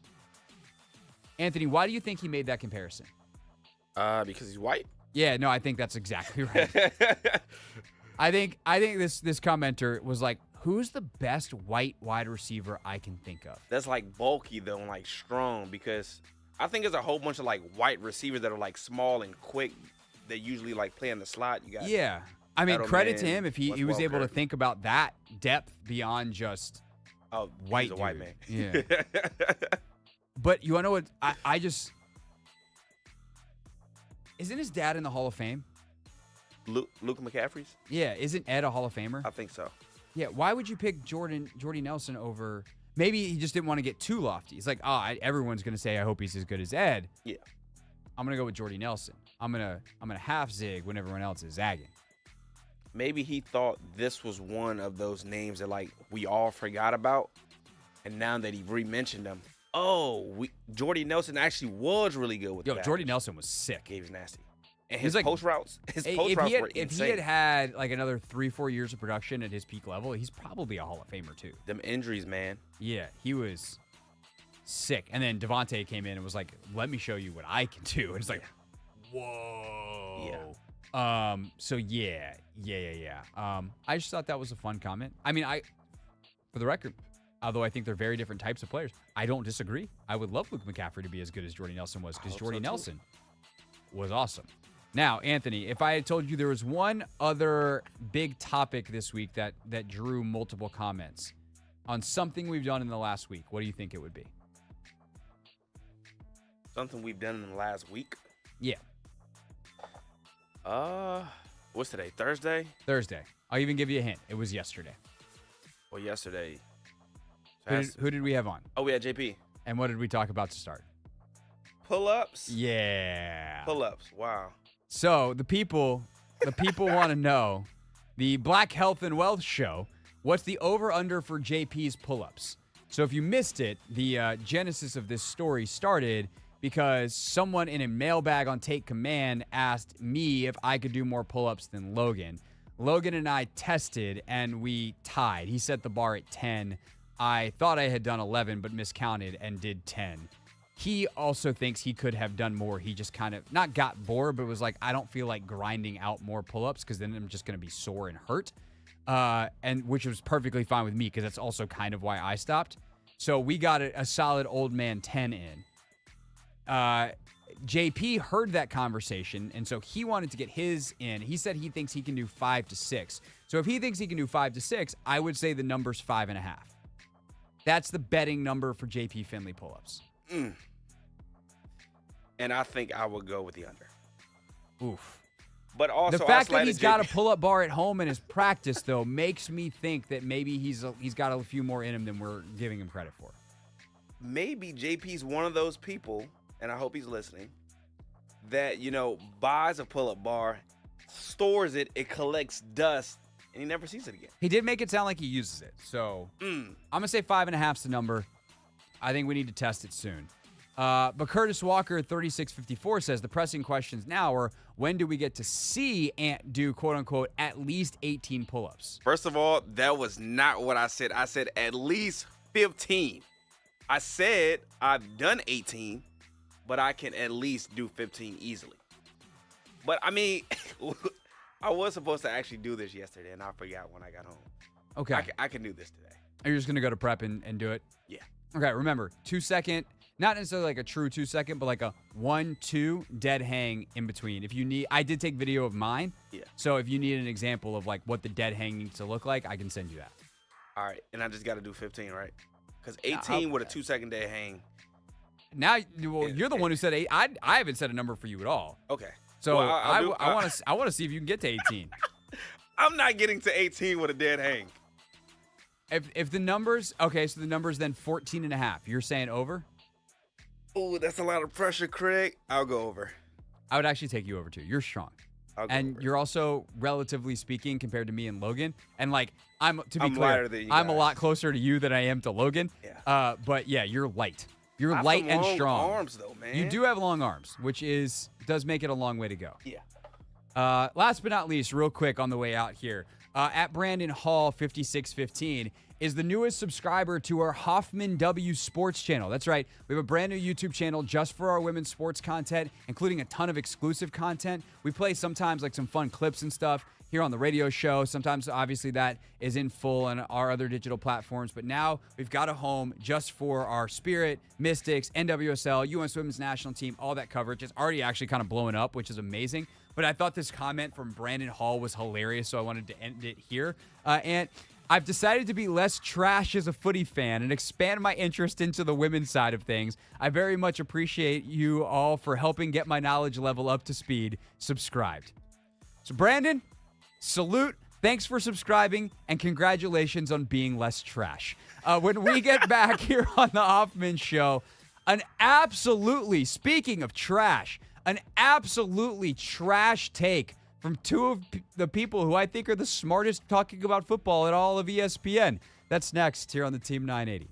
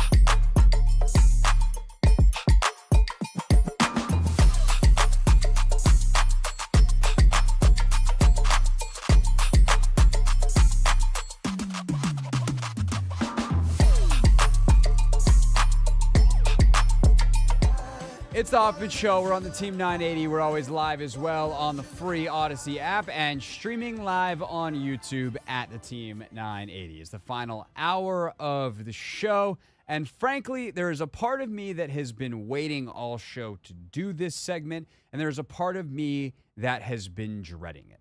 The reason I am dreading it is because I do not like disagreeing with really, really smart people.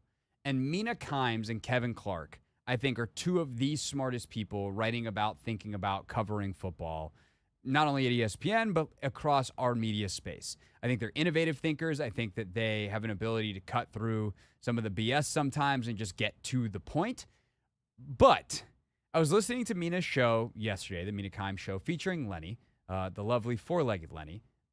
And Kevin was the guest. And I was very intrigued with the concept of the show where they rated their top 10 coaches in the NFL. And then on the back end of the podcast, they did their 5 coaches who they thought were most on the hot seat.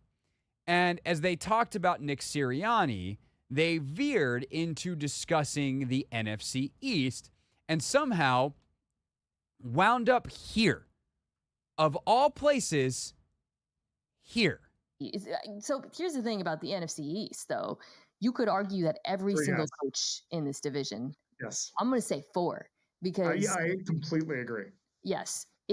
Dan Quinn did not make my top 5, but he could. If there is one coaching hire this year who might be the one and done, it would be him. I do not believe he was their first choice. I also what gave that away? I'm very nervous about the situation that Jaden Daniels is walking into behind that offensive line. And if it looks bad, to me, new ownership, I could see him getting the axe.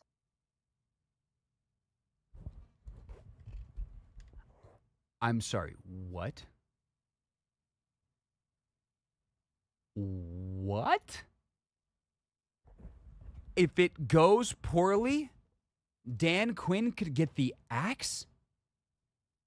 He's pre-fired? We got to break this down. And again, this is why I'm both been chomping at the bit to do this, because I think that is one of the most ridiculous things I've heard from a smart person and smart people in a long time, but also dreading it because I'm like, wait, am I the idiot here? Am I going to destroy them on the radio in the way that radio hosts sometimes do? And then a year from now, or whatever number of months January is from now, look like a buffoon because Dan Quinn gets fired. But I'm pretty sure I'm right here. So let's get into it. So here's the thing about the NFC East, though. You could argue that every single coach in this division. Yes. I'm going to say 4 because. I completely agree. Why? You said 3, and then you, when Mina said 4, Kevin, you should have been like, no, Dan Quinn. Somebody be the voice of reason here. Nope. Yes. Dan Quinn did not make my top 5, but he could. Anthony, before the show, we did an exercise. We went through coaches and said, okay, these are some of the best ones. These are some of the worst ones. Here's whose seat is hot, whatever. We came up with at least 10 that were easily in hotter water than Dan Quinn with a bad season. In part just because, like, imagine this, for instance. Dan Quinn, proven commodity, has been to a Super Bowl, whatever. And we also know, as we'll get to more in depth, who Josh Harris and Adam Peters are and what they value and all those kinds of things. But let's say Mike McDonald, young up-and-comer, that I'm sure, like, the Kevin and Mina will probably love. And by the way, I like Mike McDonald a lot. I think he's really smart. I think what he's done as a defensive coordinator is incredibly impressive. So much so that there's going to be like 6 different DCs that are running a version of his defense this year. But this dude's 36 years old and has had 1 year as an NFL defensive coordinator. Yeah. Like, he doesn't have a resume to stand on. And by the way, the Allen family are complete and total wild cards in Seattle. Jody Allen running things up there. And if they just fired Pete Carroll for what feels like no reason. And so it would make sense that maybe the GM could get fired after a bad year this year if they don't meet expectations, and they are going to have actual expectations. If a new GM comes in and is like, get this wonder kid out of here, who's more likely to be fired? Mike Macdonald or Dan Quinn? Easily Mike Macdonald. Easily Mike Macdonald. Do I think either's in remotely hot water and that even with a bad year, either is a chance of getting fired? Basically, no. Next to no chance either one does. But if you told me I had to pick, it's without question Mike Macdonald. What are we talking about? He's barely outside of the top 5. If there is one coaching hire this year, Pre-fired. right? What does pre-fired mean? The same people that just hired him 4 months ago they just hired him. You don't hire people to fire them months later, which gets into this cockamamie whatever explanation they're about to get to. Who might be the one and done? It would be him. I do not believe he was their first choice. That's wrong. And I'm trying not to get like overly annoyed, but it's probably too late. How many times does like John Keim, who knows more about this than everybody else, need to tell you that when you get through the first round of interviews, Dan Quinn was at the top of their list? My guess from not talking to anybody but listening to as much of the actual experts, the actual people that know stuff in terms of on this beat, who covered this day in and day out, lived it day in, day out, is that coming out of the first round of interviews, their first choices were to talk to, yes, Ben Johnson again, but that didn't go nearly as well as they thought, which is why Ben Johnson ultimately pulled out, because he probably knew he wasn't getting the job, and he didn't earn the job with how he interviewed. But it was Dan Quinn and Raheem Morris, I think, were two of the guys that really stood out to them. Ra eventually gets on the horn and is like, yo, Atlanta's offering me. You can offer me too, and I'll consider. And they were like, no, we're going through our process. Good luck in Atlanta. At best, we wish you the best. Obviously, Adam and Raheem have known each other. They kind of come up through that Shanahan-y type of tree, Shanahan-McVay, whatever. Go ahead. Do your thing, man. Congratulations. Ra goes to Atlanta. I think Quinn was their number one choice, even though he wound up being last in the process. There's a lot of reasons why Adam Peters specifically, and the way Adam Peters, and by the way, Josh Harris, think about sports, think about football, think about building businesses, building teams, that Dan Quinn was the right guy for the job. And I think if you've been paying attention here in D.C., you'd see that. So this idea that he wasn't their number one choice, when? In November, before Peters was hired? In January, the day after, when everyone thought Ben Johnson would interview amazingly and run away with the job? Or when they actually went through the process?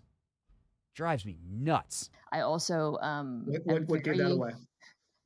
I'm very nervous about the situation that Jaden Daniels is walking into behind that offensive line. Again, the offensive line is A, not the same as last year. B, was not as bad as they looked last year because Eric Bieniemy ran drop back pass at a higher percentage with a quarterback who has a sack issue than any other team in the league. Cliff Kingsbury's not doing that. So I get it. That is the most valid criticism in this. But to think that that could lead to Dan Quinn getting fired is insane. And if it looks bad, to me, new ownership, I could see him getting the axe. This is where I try to have some level of grace because, again, Mina is brilliantly smart. Mina knows more about football writ large, and maybe at this point has forgotten more than I would know. I'm someone who has spent a lot of time studying it, spent a lot of time around it. I was beat reporter, the whole deal. Mina spends every day watching tape, reading, has access to incredible resources at ESPN. She's brilliantly smart. And she also, as a national analyst, has to cover the entire league, which it's something I wanted to do when I was growing up and still, on some level, would love to one day reach that pinnacle of career goal in our business. But it's hard. There's just no way to know every team in the detail that, I do locally, covering it every day. It's impossible. But to say this is new ownership and maybe, I don't know, maybe her timelines are off. Josh Harris hired Dan Quinn. / hired Adam Peters, who hired Dan Quinn. Josh Harris was in on this process. It's his coach. It's not a new ownership situation. That was last year. Why Ron Rivera didn't stand a chance. And the reason I think this bothers me so much is because I'm tired of the same old Washington stuff when this is not the same old Washington. This is a grown-up organization that is doing things the way that it's supposed to be done. And this, by the way, is an ownership group that gives you, as an NFL team, the single biggest competitive advantage outside of an elite franchise quarterback in the sport, which is long-term thinking. This is not a reactionary ownership group. And by the way, the reason that we know this to be true and is not just lip service is because they didn't fire the last guy until after the season. They let Ron Rivera finish out the year. And you think they're going to fire Dan Quinn, who they just hired after one, even if he has a bad year? What are we talking about?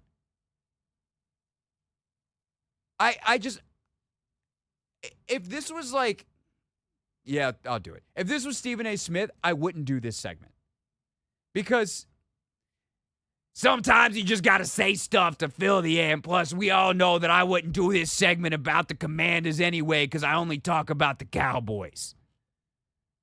But to hear smart people who know stuff say something so incredibly wildly out of pocket, and by the way, do it flippantly about someone's job, which also irritates me, just blew my mind. And I felt like a crazy person listening to this until, Anthony, I talked to you and I talked to our boss about it and told you guys what they said. And you guys, I wish I had video of your face and CK's face, because when I told y'all, / for you, when you heard the actual audio, y'all made the exact same face. Huh?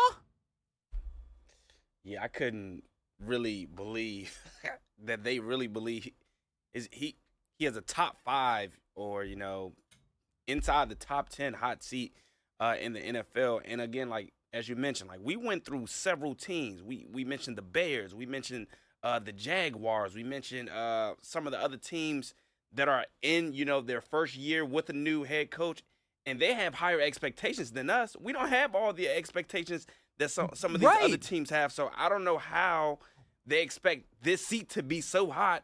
And also just what Adam Peters has done, like he already knows, like this is a multi-year kind of situation that he's dealing with right now. 100%. It's going to take years. It's not going to work in 1 year. And they hired Dan Quinn because he's the right guy to lead the organization right now. And if you want to say he's pre-fired in 7 years when they're good, or even in 4 years when they're good, if they fall short in the playoffs, fine. That's very different than this year. By the way, if you want to doubt Dan Quinn, based off of what he did in Atlanta, like there's evidence to support that. There's also evidence to say, hey, you know what's really hard?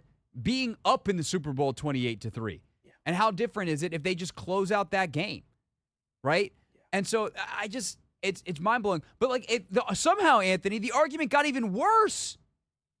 The argument got even worse. Not just, hey, they're going to suck and Dan Quinn's a terrible coach. And like, again, none of the people first stuff, none of the stuff. Like, I imagine Adam Peters would listen to this, laugh his ass off, and be like, what a bunch of idiots.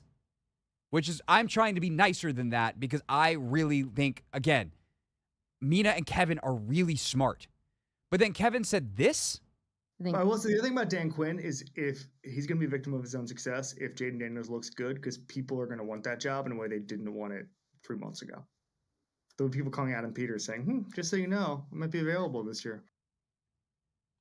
So they're going to fire the guy who leads your franchise quarterback to success because he leads him to success?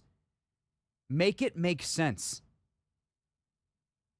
Yeah, that doesn't make a lot of sense. And also, I think saying it doesn't make a lot of sense is giving it too much credit, Dan. It doesn't make any sense. I think based off like the comments, they will also assume that, Josh Harris is this impulsive guy that, doesn't necessarily trust the process. when we look back at what he did with the 76ers, when he Brett didn't Brown. what, Anthony? Trust the process? Exactly. Oh, you mean the process? Exactly. The process guy is going to fire a head coach after one bad year?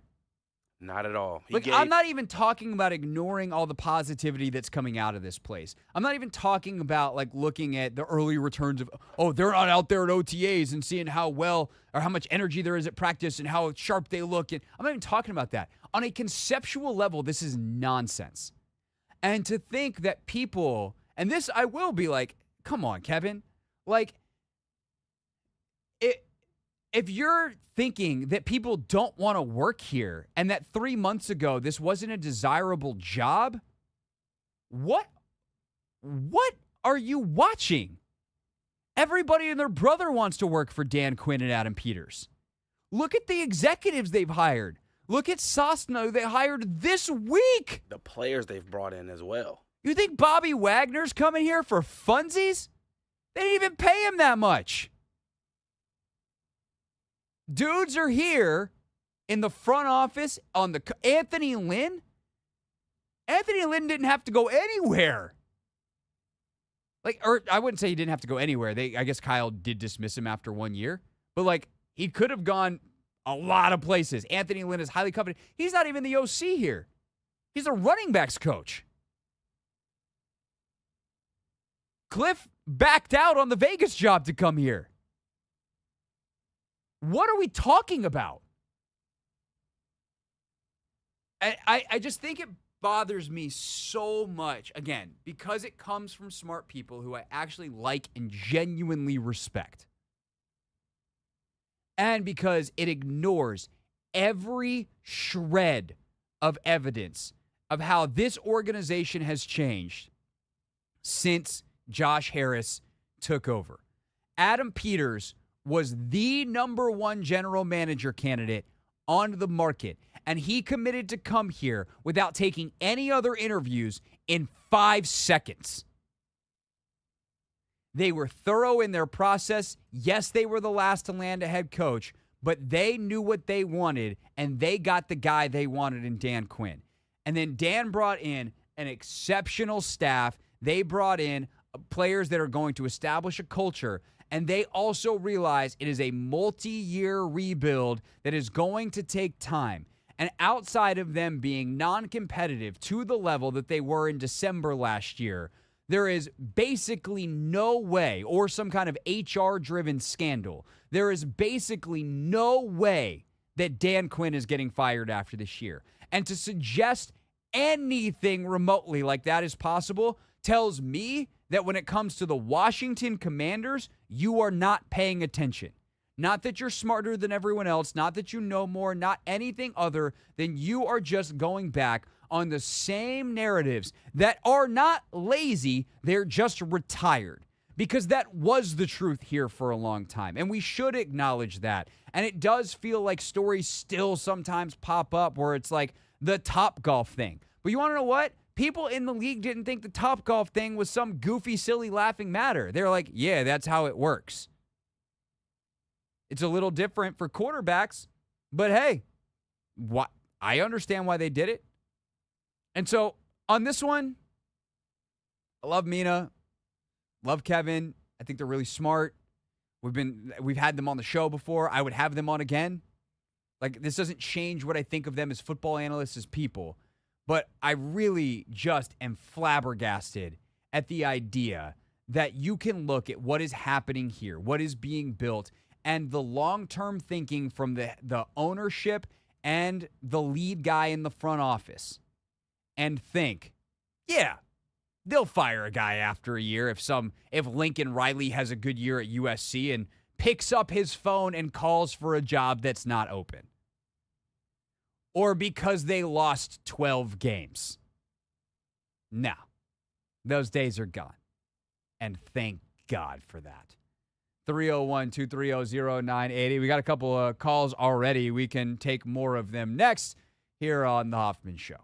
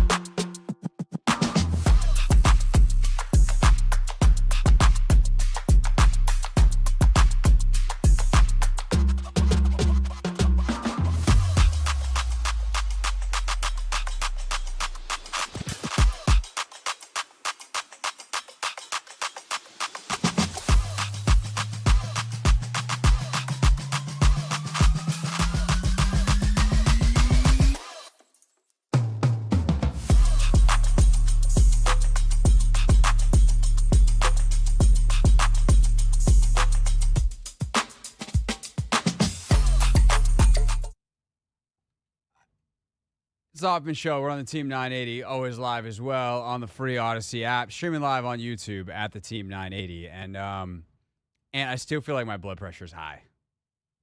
I still feel like there's more evil in to get out. I mean, I hope you use the break to calm down a little bit, woo-saw a little bit, a little bit, and then we can go into this segment. Like there's nothing that's gonna make me feel better because I'm just like, these people are too smart to say things this dumb. It's just so unsatisfactory. I feel you then. 301-230-0980 is the phone number. If you're like, what are you two yahoos talking about? I just got out of work. Just had a full-on 20-minute.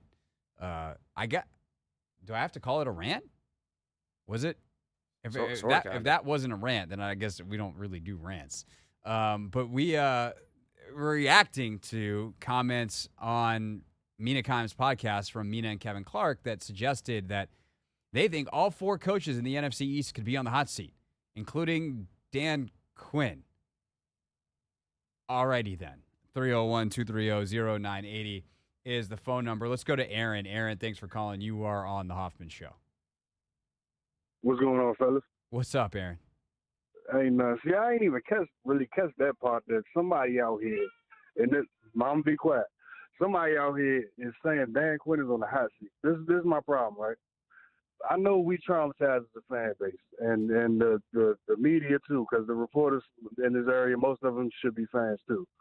I mean, I'm assuming they're fans, but we had a lot of BS to report that was outside of football, and a lot of BS to take in as fans that was outside of football and outside our team winning and losing and what's going on. You know what I'm saying? For too long, it's nothing. None of that is going on at this point. Everybody should realize that. Everybody should appreciate that.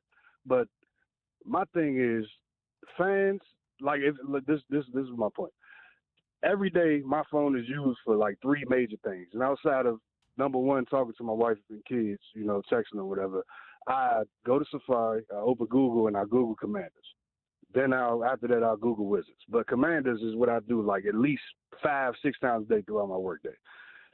All today, maybe yesterday too, one of the major stories that I've seen from several sites was the tackle from the Packers, how the odds of him becoming the Commander signing him are getting greater and greater because his injury report. I don't want to keep saying, if it's going to happen, it's going to happen, but I don't know how much weight that holds, and that's not what I want to see when I Google something about my team. I say that to say this Dan Quinn's on the how's he on the hot seat when everything around him and everything that's going on with our team now is so positive. Like, people just want to be negative, and I'm tired of that. You know what I'm saying? Yeah. That's all I got to say. Aaron, thanks for the call. I mean, I don't understand. Yes, would a bad season be good for Dan Quinn's long-term prognosis here in D.C.? Of course not. But also, it's nothing that can't be undone with a good year, too. And the level that it would have to go bad. Dan Quinn would have to get in a fist fight with Jaden Daniels on the sideline, where he elbows Adam Peters in the nose and breaks his face while trying to break it up during an 0-16 season to get fired. It just is a fundamental misunderstanding. By the way, that would be so outside of Dan Quinn's character. Although he's probably pretty tough, but I don't think he's going to fight his quarterback on the sideline. It's just such a fundamental misunderstanding of what the team values. And I think that's what irritates me is I so appreciate what Adam Peters and Josh Harris value and their emphasis on people and of building it the right way and their patience and their understanding that it's going to take time, that to see that so just flagrantly and flippantly discarded just blows my mind. Let's go to Pete in Bethesda. Pete, thanks for calling. You're on the Hoffman Show. Hey guys, how you doing? I'm good, Pete. How are you? I'm frustrated, but good. Well, why are you even having this conversation? Why take the bait? Who cares? It's all it is a way for them to get people to talk about it. Why take the bait and even talk about it? It's not happening unless he goes 0 for 16, 0 and 17, I guess, or is it 0 and 18 this year? I mean, why even talk about it? Well, because it's a good question, Pete, but I'll go ahead and answer it. And it's because I don't think they put this out there as bait. That's not who Mina and Kevin are, for one. Two, I think they're genuinely smart people. As I said in the last segment, if this was some hot take artist, if this was a Skip Bayless saying this, I wouldn't have even found it, because unless something is put in front of me that Skip Bayless says, I don't hear Skip Bayless. I was listening to Mina's podcast where this was a complete throwaway of a line. Like, I played 90% of what they said about Dan Quinn. Like, this was not some long thought out part of the podcast. This was an aside. It wasn't like they put this out there and be like, we got him now. It's like this was a genuine take that they had amidst a larger conversation amongst two very smart people who I respect a lot, that I happen to think could not possibly be more wrong here. That's why I take it. It's not bait. It's just it's a vehement disagreement based off of a fundamental understanding of the situation that I think is lacking by the people who had the original take, despite the fact that the people that had the original take typically don't lack fundamental understanding of things because they're very, very smart. Let's go to Fast Eddie. Eddie, thanks for holding. Thanks for calling. You are on the Hoffman Show. Mr. Hoffman, love your show. Thanks for taking my call. You got it. I think it's ridiculous to say this guy's on the hot seat, man. I am 100% on the rebuild. I mean, it's a 3-year process minimum. Quite frankly, I would love to see them sit our boy for most of the year this year until we figure out if that offensive line can protect him. And hey, if we win 4 games, great. Then I go get a top 3 pick and get a left tackle that can protect this guy and shore up that offensive line. So I think Dan Quinn is in a perfect position. We didn't sign any of these guys to long-term deals, and this is what we got to go through to actually, bring ourselves up to the bottom of the barrel in the NFL, my friend. I think you can get behind that. I think most people can get behind that. I think it's ridiculous. He's doing all the right things. So is our GM. And I would just love to shore up that offensive line to make sure we don't have another starting quarterback go down with a season-ending injury like we've done the past 5 years. It's 3 different quarterbacks, legs out, and we don't got anything. So I'm going to shut up and listen to you. But I would love to go get me a top 3 pick next year and get that. I really don't care about next year at all. I'm not even thinking about next year. Next year's a wash, brother. So I'll shut up. Love your show, man. Thanks, Eddie. I disagree with Eddie to just sit Jaden for the sake of sitting him, because I think that playing against pressure is a skill that you can learn. And yes, if he's getting obliterated, but I also just think Jaden is so far better prepared to protect himself than any of the guys that we're talking about here, because what I've seen so far in camp from him is his eyes move so fast. And the thing that I go back to why I was initially on Jaden in January, why before I got into some of the other tape and things where I moved some things around in my meaningless quarterback rankings, right? Where I ultimately landed back on Jaden as kind of the 1B to JJ McCarthy, is both of those guys share this trait, actually. It's what sticks out. But when I watched Jaden initially, I was like, I love this. He has such a feel for the game, and you see it on the practice field. And there's an amazing example in OTAs yesterday where Jaden has a throwaway. And it's rare that you learn something about a guy in a May drill on a throwaway. But his process was perfect. It's 2 minutes. There's no time to waste. He gets through the progression. He realizes, I don't have anything. It's a wheel out concept. They cover it well. The wheel is dead. The out is covered. And so he just throws the ball in 2-point-whatever seconds over the head of the guy running the wheel. No intentional grounding, no wasted time. If it's a real game, the chances that he gets hit are minimal. And you don't waste time in a 2-minute situation. You stop the clock with an incompletion, and you live to see the next down. If that's a 4th down situation, you have that play call. Well, yeah, okay. Well, he gets through it quickly, and maybe he gets to something else, or he can find a running lane sooner and use his gifts there. His ability to get 1, 2 to 3, and to not just 1, 2 to 3, but sometimes to be like, I know the concept, I know the protection, or I know the coverage. 1 and 2 are dead. I need to get to 3. Forget 1, 2, 3. It's 1, oh crap, 3, and you're already to 3 quicker. Means you have a better chance of hitting number 3 or maybe even number 4. And that level of quarterbacking is exceptional.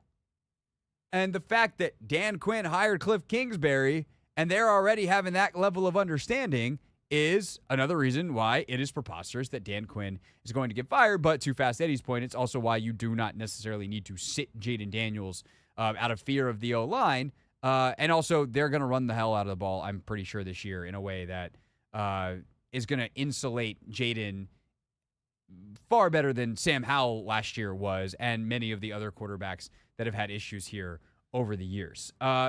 Great calls, as always. Really appreciate it. 301-230-0980. Put that number in your phone. Label it in your contacts, Team 980. That way, if you're driving down the road and you want to call in, you can be like, hey, Siri. Actually, Ant, I don't know if you saw, in the new Apple iOS update, you don't even have to say, hey, Siri anymore. You can just say Siri, and apparently it works. Should we test it out? Oh, look. Oh, there it is. Siri, are you paying attention?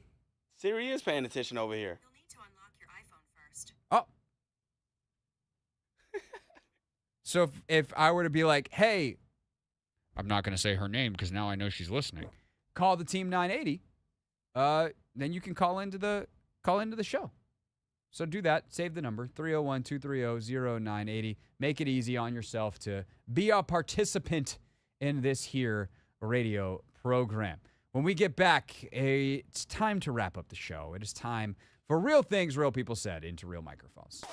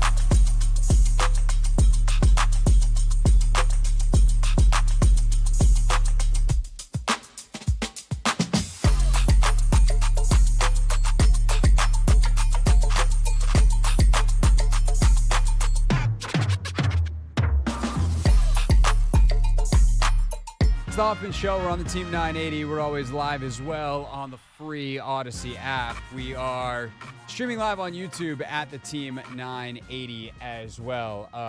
Little slow coming out of break there, Ant, because I just sent it to you on Instagram. I don't know if we have time to pull that for real things and flip it around, and because it's a little longer clip. It's like a 90-second clip. But it's Anthony Edwards talking to Kenny Smith, and it's a couple of days ago, I think, on a podcast, whatever Kenny's podcast is. I didn't realize Kenny had a podcast. But it's this story of Bob Myers, or of Anthony Edwards pre-draft working out for the Warriors, and basically they had him do a drill, where Steve Kerr was like, "Can you go faster?" And it's like, I thought I was going pretty fast. He's like, so I was working out for the Warriors pre-draft, and eventually he's like Steve Kerr's there, Bob Myers, and I forgot the they other. went to dinner that night. Name. Do you have it's the three? clip, It's the coach, the front, and the front office guys. Can we play the We're working out. This and is I'm doing technically this real drill things, that but this they is say also Steph be like, doing. Boom, I running, was touching recording, line, but I mean, I have it up. Running, touching yeah, line, let's just you play gotta it make like 5 because and I'm not even gonna play the real things intro because this quote speaks to me on so many levels, and I don't want to mess it up. So here's this amazing story from Anthony Edwards that we'll round out the show with today. So I was working out for the Warriors pre-draft, and Steve Kerr's there, Bob Myers, and I forgot the other guy's name. And it's the coach, the front office guys. And we working out, and I'm doing this drill that they say that Steph be doing. Boom, I'm running, touching the line, shooting, running, touching the line, shooting. You gotta make like 5 in a row. And I couldn't do it. I'm too tired. I'm like, man, this is too much. But I'm not saying this, I'm just jogging. And after the workout, Steve comes to me like, you can't go any faster? I'm like, I thought I was going pretty fast. Right. He was like, nah, do it again. So I did it again. I'm going fast. He stopped saying like, you can't go faster than that.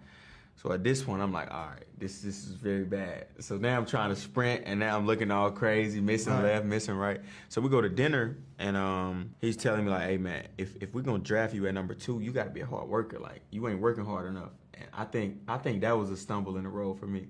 Wow. And I looked at it like. I called my trainer afterwards and was like, "Hey, bro, we gotta change. We gotta change our workout. Yeah, change our workout." He told me like Steve Kerr told me how Steph and KD used to work out super hard. It might not be long, but it's super hard when they're in there. And ever since then is when I feel like I took that next step. There it is. Yeah. So I got 3 things to say about this clip. 2 of them are sports analyst-y things, and one of them I'm going to put my trainer hat on for a second. For anybody that's listening that has athletes that are kids, or in the future would like to have kids that are athletes, I should say, like sport athletes. First of all, the ship's passing in the night moment of them taking Anthony Edwards potentially is a wild thing to think about. Of course, they did not have the chance because Anthony Edwards went 1 and they were picking it 2. But could you imagine if he had some kind of inferior workout for Minnesota and wound up going to 2? My God, that would have solved all the Warriors' problems. And he ultimately, like, you get him in that environment with Steph, and we know who Anthony Edwards is now. Oh my God, they'd still be going. The Warriors would have 11 championships. So that's thing 1. Thing 2 is the humility, because Anthony Edwards is a very confident person. And that has come across in any number of ways, including on the court, some of his off-the-court comments. Like, he's a very confident person. But you can be confident without being cocky, and also you can even be cocky with some level of humility about the work that it takes to be great. And for Anthony Edwards to have that moment pre-draft and not go like, oh, them dudes, like, screw them, because he winds up going 1, right? And he could just ignore that experience and be like, whatever, I don't care. Those dudes suck. I'm gonna give it to him every time I play them. I went 1. What do they know? And instead, he's like, oh, that's how Steph Curry works. That's how Kevin Durant works. I guess that's how I gotta work. And to not be so focused on getting drafted 1, but to be focused about what happens after is exactly why Anthony Edwards is the player he is today. That makes me have a new appreciation for Anthony Edwards, who is a guy that I've come to appreciate quite a bit, certainly in these playoffs. What a player he is. But I'm now going to just I'm going to use the last 3 minutes of the show to get on my soapbox. This is a very personal pet peeve of mine, and it is becoming an ever-growing issue in sports, which is that I actually just saw ESPN wrote a massive story on like the parental involvement in sports and the absolute bleep show that is youth sports in much of America in the year 2024, which is to say, if you are a basketball coach or a soccer coach or a football coach or a whatever coach, and you are running your athletes 2 hours a day, and you are asking them to do 10 hours a week of work, of skill work, of practice, of scrimmaging, or whatever, you are absolutely crushing your athletes, and you are actually not coming close to optimizing them. There is something to getting reps when you are young. You work hard when you are young so you can work smart when you are old. I firmly believe that. However, there is extreme diminishing returns on the way that many of our youth sports are handled these days. And I think soccer is the worst offender. It's the one that I'm most familiar with, as I trained more soccer players than anybody else, but I've also seen it in basketball where you have guys and girls that are doing AAU and also doing high school or ECNL and high school or whatever, and they're 7-on-7 camp and this other thing in football, and it's just way too much. And to hear Anthony Edwards talk about Steph Curry and Kevin Durant, they weren't necessarily working out forever, but it's about the intensity and the intentionality and the quality of the work over the actual quantity of the work, validates everything that I have ever preached to an athlete. And if you're a parent and you have a kid that's worn down and is not enjoying the sport, but you're like, we got to get this scholarship, and they're doing way too much, stop doing that to your kid, please, for their sake. I don't say this selfishly. I'm not going to benefit from this. I don't think I definitely don't train anybody's listening's kid because I'm currently not training any kids. But if you are someone who just is like more all the time, and your kid and the program they're a part of is more all the time, find someone who wants them to actually do better. Find someone who actually cares about the quality of the work. Find someone who understands that the intensity and the intentionality is far more important than the quantity and can get them in and out of what they need to do in 45 minutes. That's it. I'm stepping off my soapbox. I'll see you tomorrow right back here on The Hoffman Show.